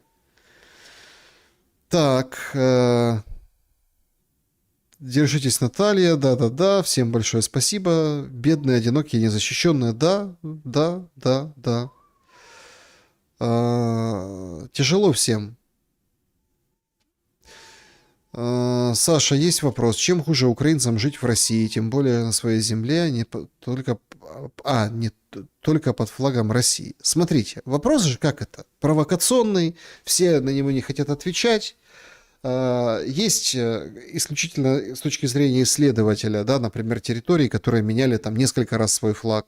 Да, был советский, стал украинский, потом типа республика, да, непризнанная, потом вот сейчас российский. Может, еще поменяются флаги. Никто не знает, понимаете? Точно так же, как и Украина. Ходили под флагом Европейского Союза, все дружно, майданили. Потом сейчас там порвались на британский флаг. И хочется уже упасть на матрас цвета матрасного флага, понимаете? Не важен флаг. И не, понимаете, в чем дело? Не важно, что хотят украинцы, хотят или не хотят. Априори, да, люди, которые там, или там народ, страна, да, там, которые ракеты откуда летят по конкретно тебе, да, ты туда не можешь, ну, ты туда не хочешь. Украинцы, которые сейчас реально страдают, да, они хотят в Россию домой, потому что так получилось, что их дом остался в России. Это все на очень банальном и четком уровне. Говорите, почему не хотят в Россию? Да потому что Россия только что ракетами стреляла и, в общем-то, в плен брала, обменивала, трупы возвращала. Россия, понимаете? Нельзя говорить, что Россия прям ничего не делает. Ну, это же неправда. Понимаете? Это очень важный элемент. Вот вы спрашиваете про народ, а народ, он же видит все. Он видит вот этих прогнивших зеленых, Он видит и как пытаются там выкручивать, юлить, отвечать на провокации в той же самой России. Как вот с этим запретом Telegram. Сегодня шок, сенсация. База написала, источники в РКН сказали, 1 апреля не будет телеграмма. И все такие, не будет телеграмма. Смотрите, принципы-то одни и те же. Ну вот как это все работает. Потом дальше нашлись уже какие-то плюс-минус, проснулись, да, там, или там отработали до обеда, увидели это, как-то связались, начали комментировать. Разные депутаты, политики сказали, ребята, не-не-не, Телеграм будет. Просто Дуров и Телеграм пошел как бы на контакт по поводу отбитых экстремистов, мошенников и отъявленного такого ужасного контента.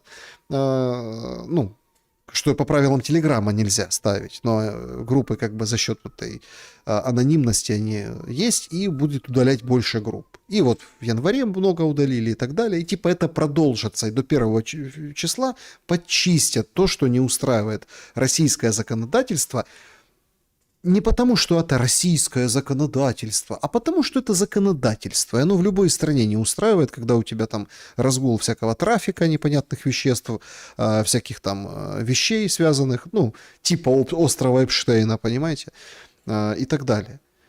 То есть, но накал-то какой, а потом раз, и все, и выдохли. Точно так же и здесь же действует. Накал, выдохнули, накал, выдохнули. Примирение будет тяжелым. И к этому надо готовиться. Но чем будет плавнее выход из войны, и вот эти окно возможностей февраля, и вот этот, да, вот час, чем плавнее это все будет, и пускай там под временным правительством, внешним управлением, это, кстати, очень хороший способ помириться. Очень хороший способ.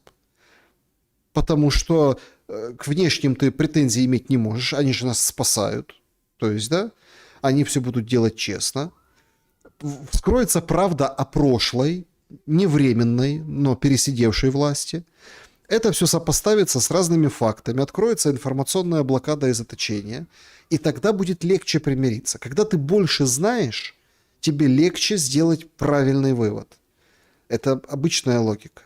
А вы спрашиваете, почему не хотят? Да вот а как? Вот поэтому. Потому что война идет. Вот когда не будет войны, вот тогда задавайте, пожалуйста, этот вопрос. Об этих украинцах, которые без света, без воды, без тепла, под ударами ПВО, которое летит, но виновата тоже ж Россия, там также объясняют, да, это же сбивали ПВО, если бы не летело ничего, не сбивали ПВО. То есть, понимаете, это шахеды, дроны или дроны, которые подбитые падают не туда, куда они летели, не в поле чистое, а падают тебе на голову. Вот кто виноват? Россия? Конечно, Россия, говорит Украина. А что делать? Это ж власть украинца, вот она такая. Да, плохая. Поэтому примирение будет тяжелым, но нормально его можно начать после войны. Плюс-минус разговаривая, открывая вот эти шоры, убийственные шоры. И тогда, возможно, что-то будет. Не будет прям дружбы в десна, но будет, как нормальная жизнь. Нормальная, адекватная, потому что у россиян тоже много обид на украинцев. Украинцы тоже, извините, не сидят и не отмахиваются ракетками от мух или газетой от мух. Они тоже убивают. И украинцы убивают русских, и русские убивают украинцев. Поэтому это все очень тяжело. И долго будет. Поэтому надо заканчивать сейчас. Так. Никакого примирения. Понятно, да, смотрите. Все будет. И примирение, и все обязательно свершится и случится. Но главное сохранять веру. Всем добра.